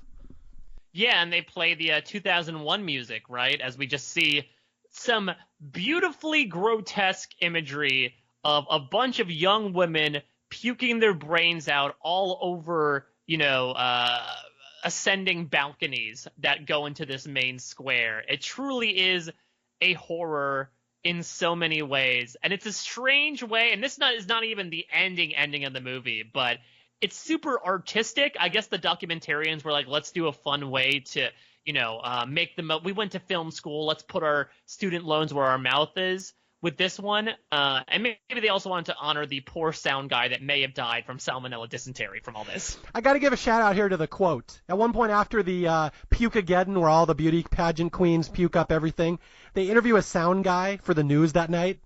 And his quote here is great. He's like, "Fucking beauty queens blowing chunks everywhere. I've never seen anything like it before, and I live in L.A." So there you go. Shout out to the sound guy. And I also love how the two women on the board, once they sober up a bit to declare, once again, Amber, benefiting on that aforementioned luck, has abdicated the winner of States as well, because she does not eat any shellfish because they carry around their houses on their back. But they basically, they feel like it's a conspiracy job. Maybe it's because they thought that, Becky got blown up because it was a hit job from Mexico. Maybe one of the rival states have gotten to Minnesota and sabotaged seafood by Antoine. Yeah, the line that gets me right there is Nora Dunn thinks that one of the other states may have sabotaged the seafood, and she especially fingers that bitch from Wisconsin. So anyway, yeah, Amber somehow backs into being the state champion, and then she goes to nationals, and this is the end of the movie. Like I said, it's about 15 minutes too long. It goes past its climax. But the end of the movie is all the girls from national go down to Alabama in a bus. They get there, and it turns out the Mount Rose Corporation has gone bankrupt. They have been seized by the IRS for tax evasion. And yeah, I was gonna say, yeah, they've gone through tax evasion, so they've essentially just been like shut down, and it's a pretty fantastic montage set. Once again, I don't know if the documentarians just got real artsy in this last part, but it's set slow motion to Beautiful Dreamer as we see these, until now, poised, prim and proper, and energetic young women just going primal on the headquarters. They're smashing windows. They're taking apart the big SR in front. They're essentially inciting their own riot, and poor Amber Atkins just sort of shakes her head and goes back onto the bus. Yeah, and that's really the end of the movie. The Sarah Rose Corporation has gone out of business. There's no more teen princess pageant, and there's no winners, no hugging, no learning. Amber goes back to her town as the trailer park girl, and she's not going to escape, and that's the end of the movie. Although there's a quick little epilogue. I always kind of forget this epilogue, just in case people who haven't seen it in a while. Yeah, the Animal House. Yeah, reference. yeah, like Animal House, where we see what happened to all the girls, and like Leslie Miller becomes a stripper in like the Philippines or something. Well, yeah, so she gets through beauty school by also being a stripper, and there's a nice joke there where that says, she was last seen in the Philippines. If you have any tips, please call 1-800-X-Queen. And poor Harold got bit by a tick and died, so Hank is inheriting the hardware store. He's looking like his own little Statue of Liberty, running a lawnmower covered in foil. But who knows? He might do a great job. He might be a prodigy when it comes to business management. Gladys, who we found out a bit earlier, we see her get a call from prison. She's sort of a prison bitch now. Her nickname is Cinnamon. But she does compete in a statewide prison beauty contest, and she comes in second. And I think her fury against Mount Rose rises to a boil, so she escapes from prison. And this might be a pretty dark one considering modern American standards. has a shootout on top of a grocery store where she accidentally guns down a reporter. Amber takes over, and she becomes a newscaster with Diane Sawyer hair to boot. Though I will also mention, Annette ends up getting the surgery that she needs. No more beer cans. She now has a hook. Never once, though, does she declare that she's a monster. As long as she can shotgun a beer, she's just fine. And of course, the happiest ending of all is Loretta, Allison Janney, who announces to the world over the news that at the airport, Hojo, I got some. Yep, absolutely. I feel like if this was made in the 2010s, that would be a meme-worthy moment for Miss Loretta. She would become internet famous. I just heard a story the other day that Allison Janney she's like, more people recognize me from Drop Dead Gorgeous than any other movie or TV show I've ever done. She's like, people are constantly throwing Loretta lines at me. And she said her all-time favorite story is she was at the airport once, and she heard these teen girls sitting right near her, and they were all quoting Loretta from Drop Dead Gorgeous. She's their favorite character. And so Allison Janney kind of walks over and says, hi, I played Loretta in that movie. And she's like, and they just started screaming. They were so excited they met Loretta in the airport. Yes, I mean, that's the thing you really want to elicit in terms of people in the airport, is just having them scream in the middle of a terminal bloody murder out of pure excitement. I'm sure that will not yield any consequences whatsoever. Yes. So anyway, that is our coverage of Drop Dead Gorgeous. I hope we did it justice, because there's so much about this movie that is amazing. Like I said, like Staff Picks was basically born in 1999 or 2000 when I first saw this movie, and I'm like, nobody else, I've never known somebody who's seen this movie before. I'm like, and it's amazing. So I made it a crusade. This was like my big movie, to the point that I actually started getting jealous a couple years later when I'd see other people recommending it on the internet. And I'm like, that's my movie. No, that's mine. That's the one that I tell people about. So, like I said, this movie was born, this podcast was born that day, and I feel so strongly about this podcast that anybody who likes comedy or wants to see really funny comedy or just wants to own a copy of a movie that's hard to find, just go buy Drop Dead Gorgeous. I've never met somebody who doesn't like this movie. It's so fantastic. It's so edgy. You will not believe some of the stuff they got onto screen. And again, just if there's any chance Lana Williams ever hears this, I want to talk to you sometime, because I'm dying to meet the person who wrote this movie. Yes, come out of your Unabomber-esque cave and talk to us about your methodology. Do you want to hear a couple of miscellaneous film facts that I found out about this one as well? Do I have a choice? Nope. So Swing there away. was an alternate. I don't know if you know about this, Mario. There was an alternate ending to Drop Dead Gorgeous. Is that the one where Hank wins the pageant? No, unfortunately not. Though that would be absolutely beautiful and a great statement about the status of mental health in our country. Yes, very important. But in the original ending, Gladys did not go on the shooting spree. Gladys hung herself in prison. So basically there would be one scene where we just see her feet swinging in a jail cell. And then instead of Gladys being the one doing the shootout, it would actually be Iona Hildebrandt, who, if you remember, was that librarian who also won Mountain Rose American Teen Princess in 1945. She would have done it because she felt like the pageant would have been bastardized at that point. And apparently the audience thought that, after all of that, was one step too far. And so they changed it to the ending they have now. That's where they crossed the line. That at the very end, literally minute 95 of the 97-minute movie is where they ended up crossing the line. And very interestingly, we talk about how this movie does not necessarily have a legacy, at least in the moment, because of the way it absolutely bombed. But there is one piece of pop culture that can be accredited to Drop Dead Gorgeous, and this was straight from the words of Gavin Polone, who was one of the main producers of this film. He basically says, Gilmore Girls wouldn't exist if I had not produced that movie. Ah, okay, good. And it's very odd. It's almost like night and day, the two shows, but Polone basically said he was inspired by the very odd dynamic of mother-daughter characters in this movie, especially between Amber and Annette, that inspired him to pursue a story about a mother-daughter, a unique mother-daughter relationship that he sort of got in cahoots with Amy Sherman-Palladino, and the rest was history. So it's crazy to think that this movie would inspire Gilmore Girls, but apparently it did. But yeah, I completely, co-opt and co-sign everything that you say. I think if you are someone who is looking into comedy writing, into either pursuing it or just looking into it as to what makes something funny, just just see if you can get like a copy of the script or a transcription of this movie, because it really, you could see, I'm assuming, Lana Williams' work on The Simpsons really come to life here, where there's a joke at least every like 15 seconds. Everything is rooted in character, but everything's rooted in absurdity. It's building out a setting. It's building out an event. There's all these different types of personalities. It goes super dark, but it has this lightness and almost optimism to it sometimes that negates those effects sometimes, that you don't realize that there are such dark themes that they're approaching. It's just, I fell in love with this movie. I have a special movie in my life. Aww.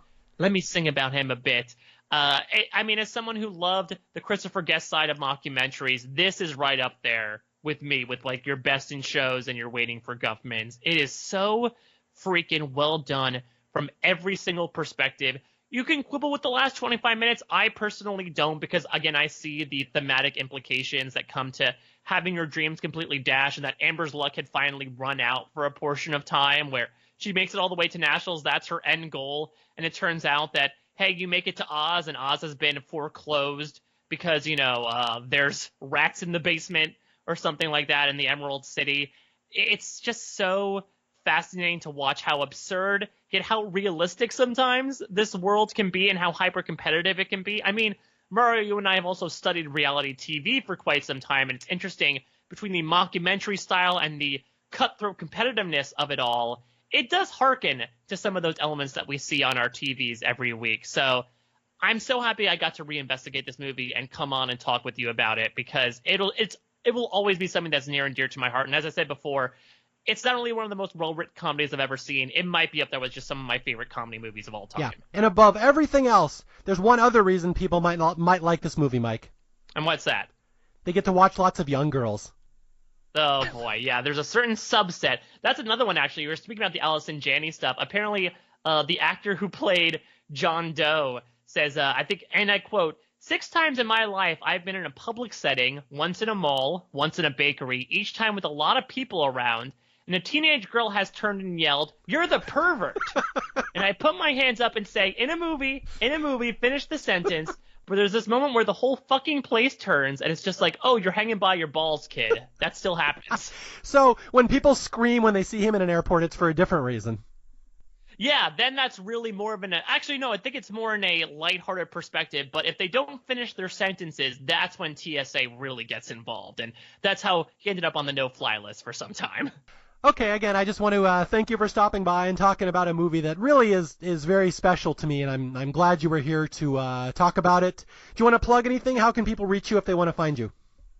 Yeah, so you can always follow me at a Mike Bloom type. I do have a lot of irons in the fire when it comes to pop culture coverage. I do a lot of podcasting on the reg when it comes to Survivor, The Amazing Race, RuPaul's Drag Race, a lot for Rob Has a Podcast, and for Mario Lanza's aforementioned Survivor Historians, which I have been not only so lucky to be a part of for the past several years, but, Mario, you were the one to really usher me into this activity that I really enjoy probably more than 95% of the activities in the world. So I always want to thank you for that and for bringing me on to get the chance to shoot the shit about these silly comedies and all that. We cover SNL as well. We do a monthly SNL in Review podcast on the Saturday Night Live After Party podcast. And I'm also a writer for The Hollywood Reporter, for Parade.com, for comic book resources. I write a lot about Star Trek, the big CBS 3 shows, Survivor, Big Brother, The Amazing Race, Top Chef, and any other miscellaneous things under the sun. Who knows, if this is going to be the 20th anniversary of Drop Dead Gorgeous, maybe if we can coerce Lana Williams outside of her soundproof room, maybe we can get some key tidbits from her, because I can't believe this movie is already 2 decades old. Yeah, and again, it's not the only movie. She did one other movie just recently. It's like some Cub Scout movie. Oh, yes, Scout's Guide to the Apocalypse, I believe. And those are like the 2 things on her resume, but this movie is so fantastic. And again, my name is Mario Lanza. This is Staff Picks. If you need to reach me, you can reach me at staffpickspodcast@gmail.com or on Twitter at Mario J. Lanza. And until the next time, I'll be out there searching for more movies that need a little more love, and I will try to find somebody interesting to come on and talk about them. As always, Staff Picks is sponsored by St. Paul Pork Products. I'll talk to you guys later. Bye-bye.